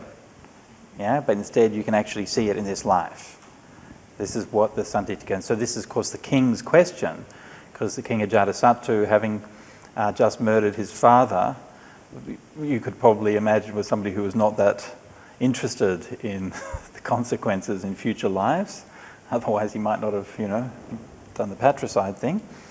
So he was a very worldly man, and he saw these ascetics doing all of these things, and he's like, okay, but I can see farmers and workers and builders and bakers and all of these people doing things, and I can see they actually get something out of it. They can earn some money, support a family, make a happy life. What are you doing that can actually give you something that's worth having? So this is the Buddha answering his question. Okay, so third jhana.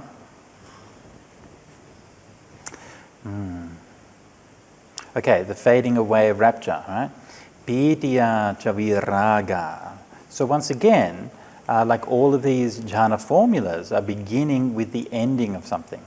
First jhana, vivijjeva kamehi, vivijjeva kusalehi dhammehi. Yeah? Second jhana, vitaka vicharanang vupasama. And here we're beginning with pitiya cha viraga. So the rapture, that sense of uplift, is fading. What is there instead? Upekkakho cha viharati. Yeah? So instead there is equanimity. Now here, equanimity is also an emotional response. Okay? So the feeling is still sukha. The feeling is still pleasure. Yeah? But the emotional response to that pleasure is equanimity. Yeah? You see how all of these jhanas are actually talking about a very subtle psychological process. Yeah? We had that feeling of pleasure and the feeling of being a little bit excited about that pleasure. Yeah? So we call the rapture. Ooh, nice. Yeah? Now the mind's maturing and you accept that. And we still have that pleasure, but we are equanimous towards that pleasure. This is the third jhana. Yeah? Very, very subtle, just that slight shift in the way the mind is responding to it, because it's a bit, that slight, very, very slight excitement of piti is gone, equanimity, yeah? And so you still have that feeling of pleasure. So, sukhamcha kayena patisangvedeti, personally experiencing the bliss of which the noble ones declare, equanimous and mindful, one meditates in bliss. Yeah? So, of course, previously, so here it's mentioning that you have mindfulness and situational awareness, mindfulness and sampajanya, right? So does that mean that in the first two jhanas there was no mindfulness? Right? That'd be good. Make it much easier. Then any of us could get jhanas because there's no mindfulness there, right? Well, hate to disappoint you, but no, that's not what it means, right? So throughout the jhana formulas, again, the jhana formulas they're not like technical specifications of things, right? They're real, ordinary language descriptions which are trying to evoke and describe something which is very subtle. So they often will mention these things by way of emphasis. Yeah? So just be careful when we're reading these passages not to sort of over-interpret them. One of the things I've talked about in the past few years is the difference between reading a sutta as an engineer and as a poet. Right? Engineers and poets. I wrote an article about it, Engineers and Poets, a Love Story. Yeah? Because when poets read the suttas, they tend to come away with it with all kinds of creative and wonderful ideas about things. Yeah? But it's often not actually grounded very closely in what the thing's actually saying. It's more about their imagination. On the other hand, when engineers read things, they're often kind of very technical about what this word is and what that word is, and they often get a lot of those details right, but they often kind of miss the forest for the trees. You know? So this is why both a technical response and a creative response, right? And this is what when I'm teaching these things for you, I'm trying to model this, right? So I'm trying to give you the technical details of what's happening, like an engineer would, but I'm also trying to convey something of a creative and emotional response to things. Yeah? This is that idea of having an empathetic response to a text, that we are reading it fully. Yeah? We're reading it fully. It's something which is profound. We listen to it in stillness and in silence, and we allow it to speak to us. We don't demand that it give us answers. And so much of the time when I see people reading suttas, they treat the suttas like they've just got them down here. Okay, sit down. Shine a light in your face, okay? Good cop, bad cop, right? Now you're going to give me the answers that I'm looking for. And they interrogate it, and they beat it and slap it around, keep it awake, do all of these things until finally the sutta tells them what they were looking to hear, right? This is not the way. Yeah? So the way is listen. What is it trying to say? Yeah? Lean forward into it. Yeah? Try to appreciate that this sutta is spoken from a sense of compassion. The Buddha taught these things because he wanted you to be free. Yeah? He wanted you to be free. That's why he's teaching these things. So listen carefully and listen with an open heart. Yeah? So in this third jhana, fading away of rapture, upekkako, sato sampajano, yeah? Sukhancha kayena. So here I've translated kaya as personally. So I'm kind of equivocating on my translation here. Maybe I should translate it that way here in the second bit. I should say they drench, steep, fill and spread their person with the bliss free of rapture. There's no part of the person that's not spread with bliss free of rapture. So I'm thinking of translating it that way, but I'm not quite sure. What do you think? The body or the person? Recently I heard Ajahn speaking about his third kaya connection. Yes. Kaya is like the body of things, kaya is the actual body. So does the sarira? Sarira, yeah. That's correct, yeah. Yeah, so there's a variety of words used for the body. Yeah, kaya sometimes means the body, but yes, more specifically, sarira is used, yeah. Rupa also sometimes means the body. So actually there's quite a number of words. There's another word, bondi, which is used for the body, bondi. So many of them, yeah. Would person fit in that? You think person sounds good? You're from WA, aren't you? You're a sandgroper, huh? Yeah. Do you know how person is defined in WA law? Or at least in parts of WA law? Because when I was a kid, I was growing up, there was a legal case because there was this woman who was nude sunbathing by the side of the road. And then she was arrested by the cops for nude sunbathing. But the law said that it's illegal to expose your person in public. And it went on to define person as penis.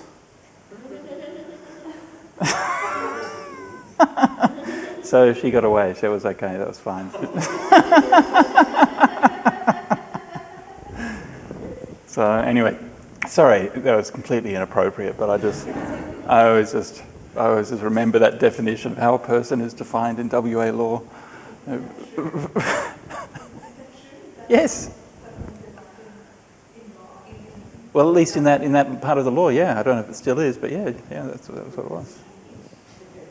Well, you've got to remember that it's a bunch of men who made the laws.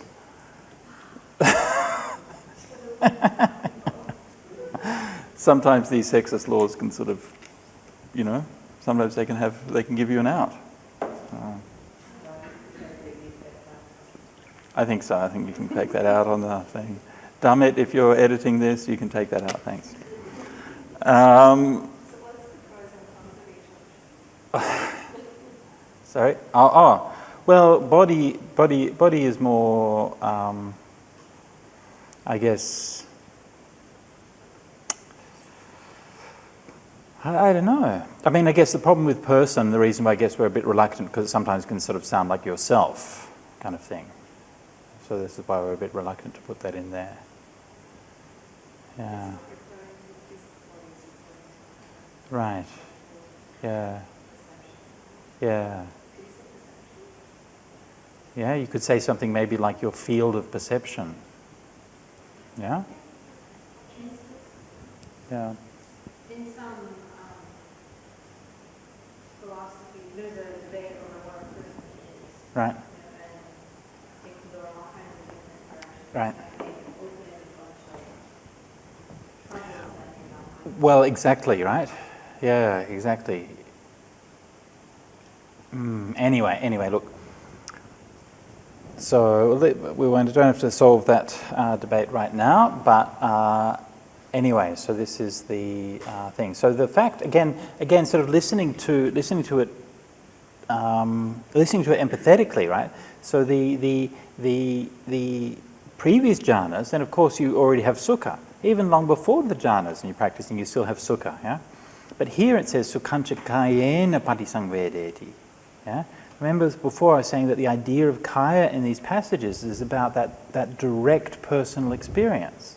And so now, even with the rapture gone, yeah, the rapture gone doesn't mean that the bliss is gone, and you're actually almost experiencing it more directly now. Yeah, you're experiencing it so directly, so intimately. Yeah.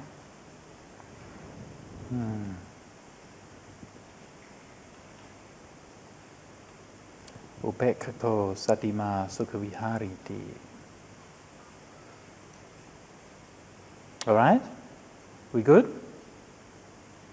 We third jhana good? Let's do fourth jhana. Have we done the simile? Yes, we've done the simile. Yes. Yeah.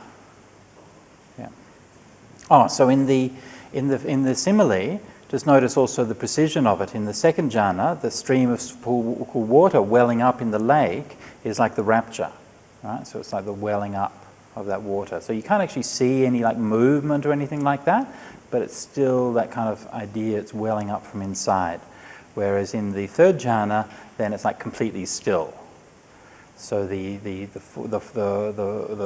water lilies are growing underneath the water, soaked through with the cool water. Okay, then the fourth jhana. Furthermore, giving up pleasure and pain and ending former happiness and sadness, a mendicant enters and remains in the fourth absorption, without pleasure or pain, with pure equanimity and mindfulness. So the defining feature here, of course, being the cessation of sukha. Yeah? But notice how it phrases it. Right? And again, it's not so much concerned with like a sort of a precise sort of technical definition of things, but it's more interested in talking about it in a way that evokes the kind of state that it is.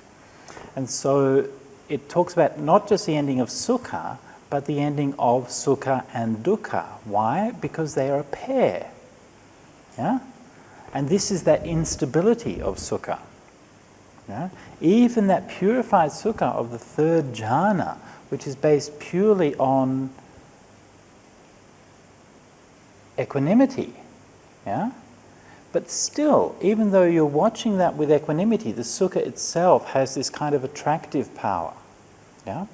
Sukha has this attractive power. Now remember that each of these things is, each time as we're going through the jhanas, we're ending something more and more subtle. First jhana, we're ending the senses and the body and all of those kinds of experiences, and we have the seclusion that we're like this, like that tortoise which is pulled inside the shell. Yeah? But because we're still not entirely confident with that, then there's that holding in, like we're still sort of pushing just a little bit gently holding that in. And with second jhana, then we have that confidence. Yeah? So it's even more still, even more subtle. But there's still that kind of slight excitement, which is almost like that thrill of uplift, which is like keeping that buoyant. And in the third jhana, then even that has stopped, and then the mind is very, very, very, very subtle. But the sukha there, right? The sukha is still exerting a slight attractive force, almost like a magnet. Yeah? It's almost like a magnet. There is a force there. The sukha is a force. Yeah? And even though, okay, even though that force is actually gluing your mind together, yeah? That's what it's done. All of these forces have glued your mind together, brought it back together, bound everything up, yeah? Still, it is a force. And because it has that kind of energy, it's still not entirely peaceful.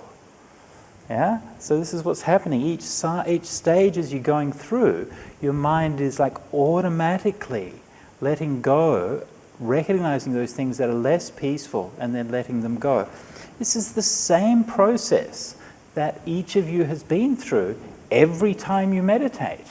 And when you sit and you meditate, your mind recognizes those things that are less peaceful, and then you let go of them and you find those things that are more peaceful. Sometimes you do that consciously by saying, oh, I shouldn't think about that. Yeah? But most of the time when you're just meditating, your mind kind of does that automatically. And you might just kind of let go of that feeling or that emotion or something like that, and then mind becomes still. Yeah, very, very nice. Yeah. And you feel it, you know. And so this is giving you that reinforcement.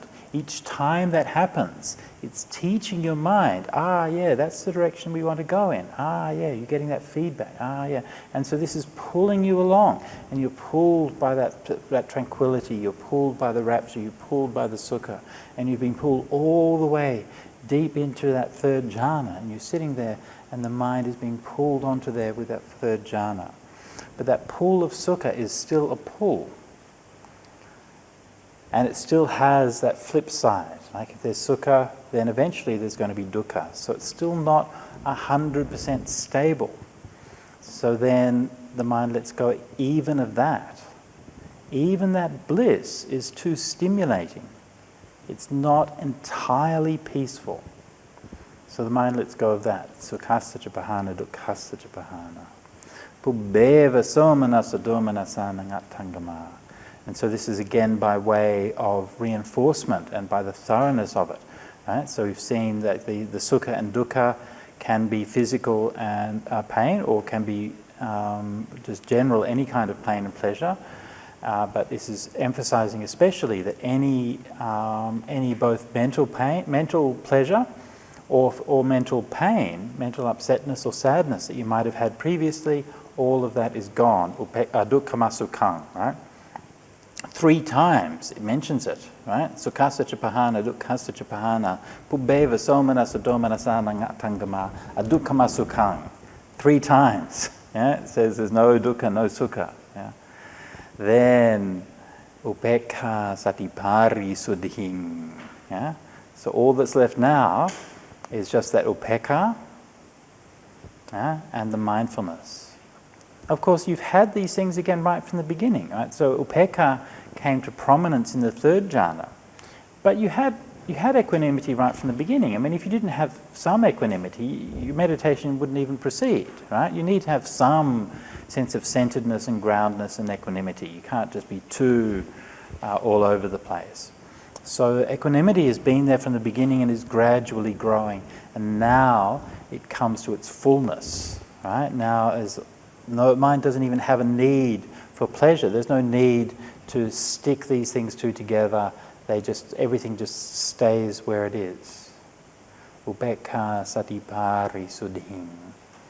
And an idea of the purity and the power of this state can be gained from looking at the rebirth that it generates. So according to the suttas, the sutta tells you how long you get reborn based on each one of these jhanas, right? Now I'm not sure exactly how literal this is. I haven't been able to measure it personally, but first jhana you get reborn for 1 eon. Okay, so 1 eon is from the birth of the cosmos to the end of the cosmos, which is, I think, about 30 billion years. Is that right, Madhu? How's your cosmology? Not good. Okay. Sorry, Nuji? From if you get reborn from that jhana experience, yes, which normally you would do. Yeah, unless you've got some very strong countervailing karma, because it's such a powerful experience. When you said reborn from the jhana, so you experienced that and it went on in your whole life. Yep. And then you die, and then you get reborn. Normally that's what will happen. Even just once. Because the jhana is such an incredibly powerful experience. It tends to overwhelm anything else. Again, unless it's something which is very strong. Okay, so if you're like a serial killer or something, then maybe not, all right? But even then, who knows, right? Because only if you've done the fixed karmas will you definitely not go to a good destiny. But generally speaking, if you've practiced jhana at all in your life, then that will be the most powerful karma you do in your life, and that will prevail at the time of your death. Generally speaking, yeah. Radha.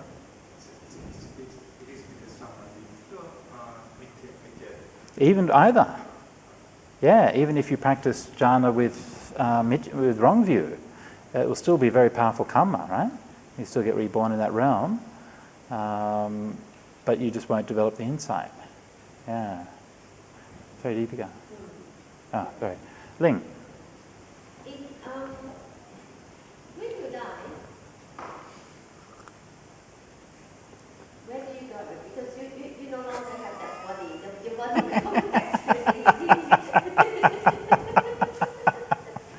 When you die, where do you go? Just a little question here. When you die, when you go?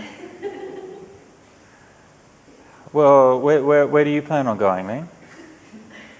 You know, last night when I was actually meditating, I concentrated on the body and, you know, looking at the body as the four elements that should go away. And then I actually then come to the breath.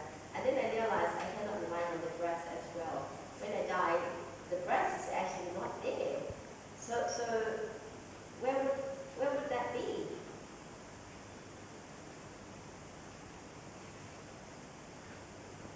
What do you want on Google Maps or?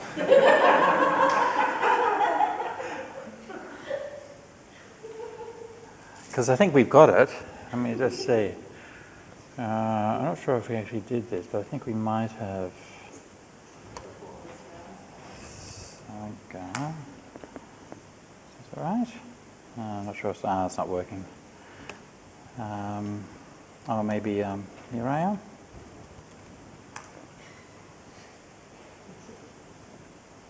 The internet doesn't seem to be working. No, we did put Niraya and Sagga onto Google Maps. So on Sutta Central we have a map. If the internet's working, which it doesn't appear to be, then that will. So we put all the different locations there. No, there's no internet. Let's see if we still got it. No. Sorry about that. So yes, so Niraya is apparently there's a place in Kazakhstan that has been like this gas pit that's been burning for decades, and it's just like this big mouth of hell that's just like burning with fire, and they call it the mouth of hell. So that's where we put the place for hell. And for the place for heaven, well, you can look it up, but it's Perth. I mean, what can I say? It's a nice city. I like it. I was born there, and it's nice. These clear skies, nice beaches. So I thought they're good enough. Okay. Might not be technically heaven, but Especially Bhante, I'm thinking maybe we can actually do a retreat in Perth and go on the Gaiety, the train, and you know do the teachings on the train. sorry, go on. Oh, sorry, the train where to across? In India Pacific. The Indo-Pacific. Do the teaching on the train for like 3 days across the. Yes. That does sound like hell. Yes.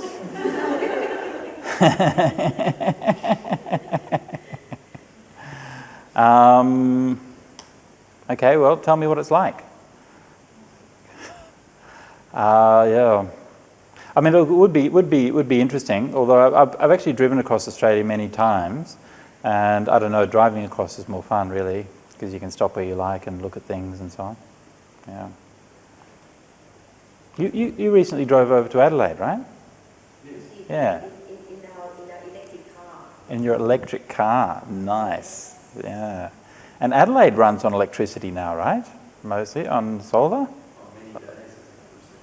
Yeah, yeah. So that's pretty good, right?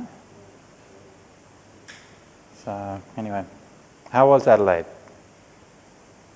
Lots of... Oh, really? What? Ah. Lots of churches. Okay, so fourth jhana. So they sit spreading their body through with pure bright mind. Interesting phrase there, right? The pure bright mind. Cetiso pariyodatena. There's no part of the body that's not spread with pure bright mind. It's like someone sitting wrapped from head to foot with white cloth. There's no part of the body that's not spread over with white cloth. So in all of these similes, notice that each of the similes so far has featured water, right? The bath powder soaked through with water, the well welling up with water, and the lotus is growing underneath the water. And then this one is dry. According to the commentary, then this is someone who's got out of their bath and they're cleaned from the water and they're just wrapped with white cloth. So that dryness of it is the lack of sukha. The sukha is the water. Yeah?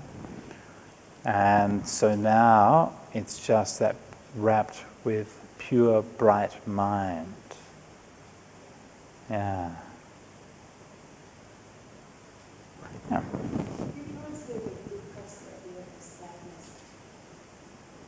As a form of happiness, no, that's domanassa, giving up pleasure and pain. Tukasa chapahana, ending former happiness and sadness. That's domanassa. Yeah. Somanassa, domanassa, yeah.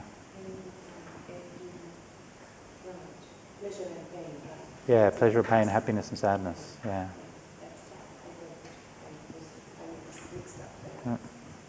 Bhante, in being Siddhartha was seated under the rose apple tree, Yes. remembered bodily experience. That was first jhana. Yeah. Yeah. Madhu.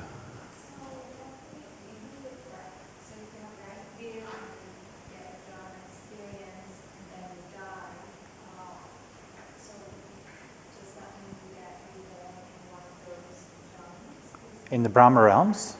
Yeah. Brahma realms, yeah.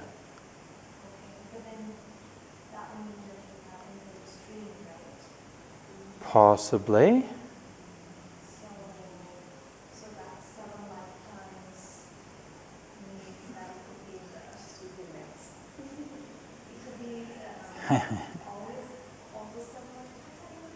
Could be, yeah, could be.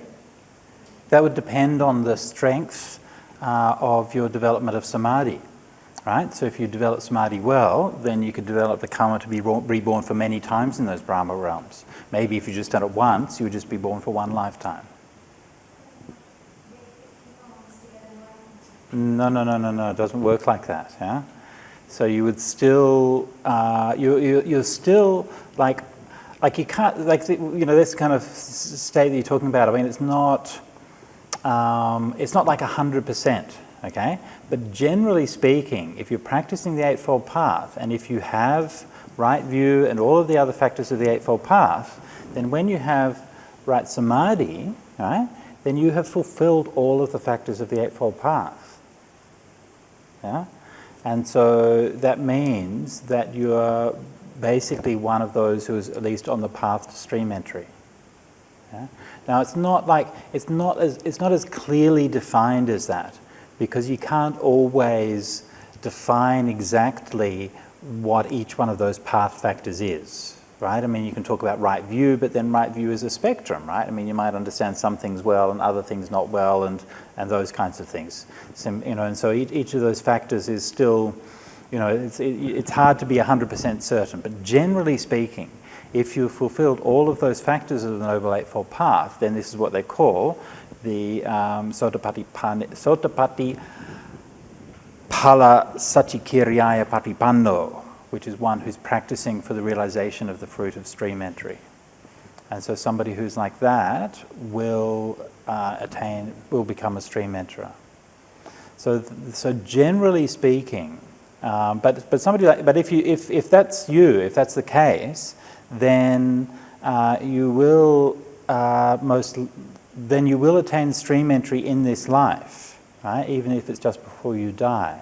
So if you've got all of those factors, so then you might get reborn in the Brahma realm, but you would already be a stream enterer when you were reborn there. Right? I'm just thinking. There is a sutta.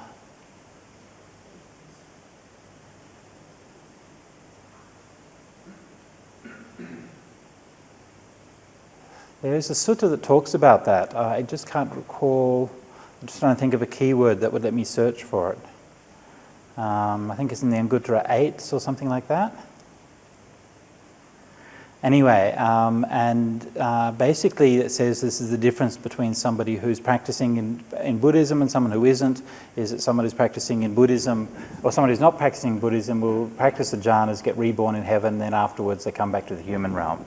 Where somebody who's practicing Buddhism will get born in the Brahma realms and then they'll attain enlightenment from there. Yeah, something like that. I'm just paraphrasing here. That's not exactly what the sutta says, but it's something like that. So if you have all of those 8 factors, so the point here, don't worry too much about the details of that. Okay, the Dhamma will sort things out. Yeah, all we have to worry about is practice the Eightfold Path as best we can, and the Dhamma will take care of us. Yeah. Yes. Well, so we went through there, and then the various higher knowledges. It's a long discourse. The Buddha's pulling out all the stops here, and then eventually gets to the end, and then Ajatasattu says, "It's a beautiful setting." Ajatasattu says, At the end of it, then Ajatasattu says, "Excellent. The Buddha has made the teaching clear in many ways. I go for refuge to the Buddha, the teaching, and the mendicant Sangha. From that way, remember me as lay follower. I have made a mistake, sir. It was foolish, stupid, and unskillful of me to take my life, my father, a just and principled king, for the sake of authority. Please, sir, accept my mistake for what it is, so I will restrain myself in future." Amazing, right? He said sorry. I mean, killing his dad wasn't good. We know this, but he made a change. Indeed, you made a mistake. It was foolish, stupid, and unskillful of you to take the life of your father, a just and principled king. I mean, the way the Buddha responds when people confess to him is also interesting. Like there's so many of these little details that you find in the suttas that you just constantly see how psychologically acute the Buddha was in the way that he dealt with people. Okay? When somebody confesses something to you, what do?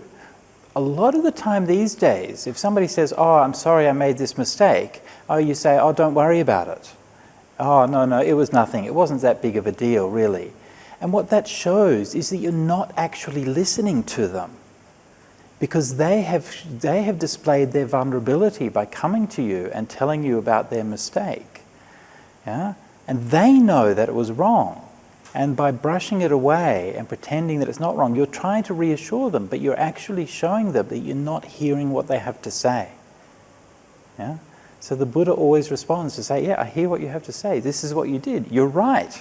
Yes, your moral intuition is correct. It was a bad thing to do." Yeah?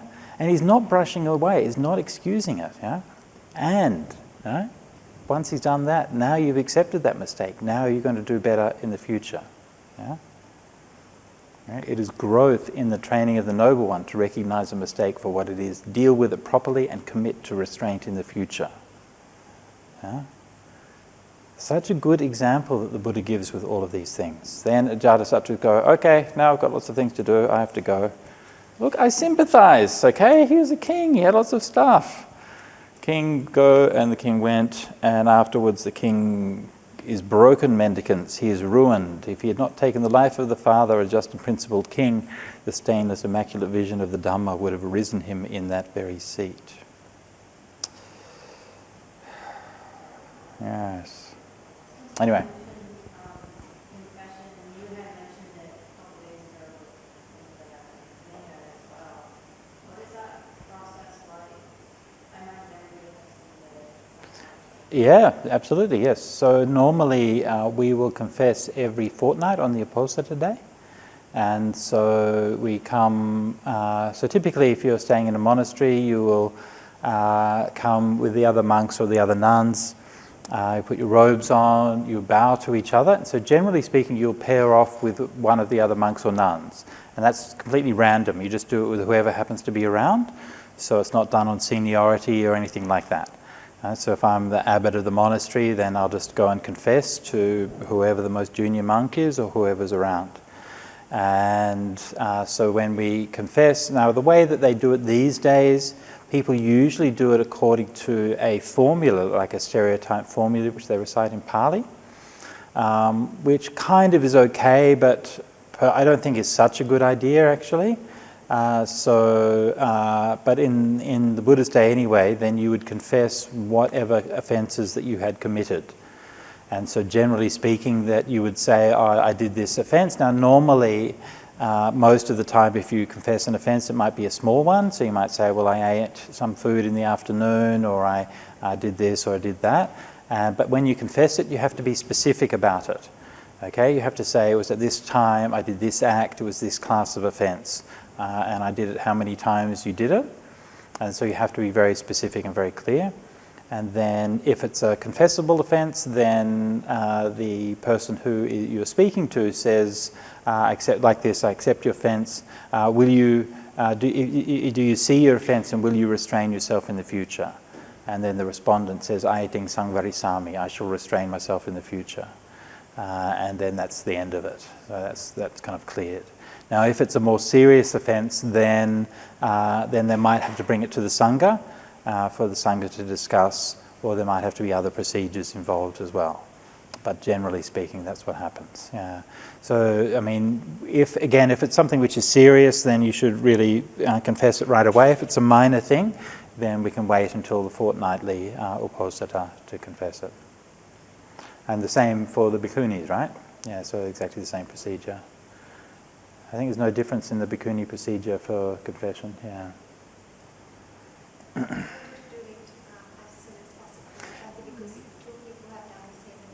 Right? Yes, there's also that, right? So there's one of the rules which is kind of a tricky one, that is you're not supposed to confess with somebody who's broken the same rule, okay? Which kind of makes sense, right? So if somebody else has got the same, right, and then you can form your kind of squad, right? And just come and confess to each other, and let's keep getting. So you're supposed to not confess to someone who's broken the same rule. So typically, of course, in the Vinaya, there are some rules that actually never get broken, right? So one of the Pachittiya rules, for example, is to go into the bed chamber of the queen while the king has still not exited the bed chamber, or something like that. So this is one typically which we don't actually fall into very often, right? And I know that Ajahn Sumedho joked about when he was visiting the royal palace in Thailand, and there was one time when he was like in the royal palace. Like normally you're accompanied by people all the time, but then one time he went away to go to the bathroom or something, and he was wandering, and he's thinking, wow, I could maybe be the first monk ever to break that rule. It'd be a landmark of sorts. So there are some that basically they never really get broken, but then in others it might be quite common, like something like, say, especially if you're living in a forest monastery, we're not supposed to like dig the soil or disturb plants, but then sometimes, it kind of happens, and so that's one that gets kind of broken not too infrequently. So there's some like that. So what I was saying is that if you then confess it right away, then it minimizes the chances of you doing it with somebody who shares the offence. Although the other thing is that the definition of a shared offence, I think, is ambiguous. I don't actually think that it means that you have the same offence. I think it's ambiguous, but I think that's the way it's normally interpreted. But I think it actually, the original intention of it was that you do the offence together. Yeah, so if you basically, let's say you're both sharing a meal in the afternoon, then you shouldn't compare it. But if you both happen to have eaten at some point in the afternoon, then that wouldn't count. But I don't think it's actually defined in the rule, but I think that might be the original intention. Yeah, anyway. So I feel so blessed and so honored to be spending time with you and to be talking about matters of such beauty and such profundity. And the path of the Dhamma is one which is from goodness to deeper goodness, from happiness to deeper happiness, from peace to deeper peace. And we, I think, are all really blessed to be able to share in this journey together. And really blessed to have a teacher like the Buddha who spoke of such matters of this transcendent profundity, and to speak of them with such grace and such dignity and such clarity. So yeah, I hope we all appreciate that, the joy of being able to study these things. But of course, the joy is not just in the study of them, but the joy is also in the practice of them.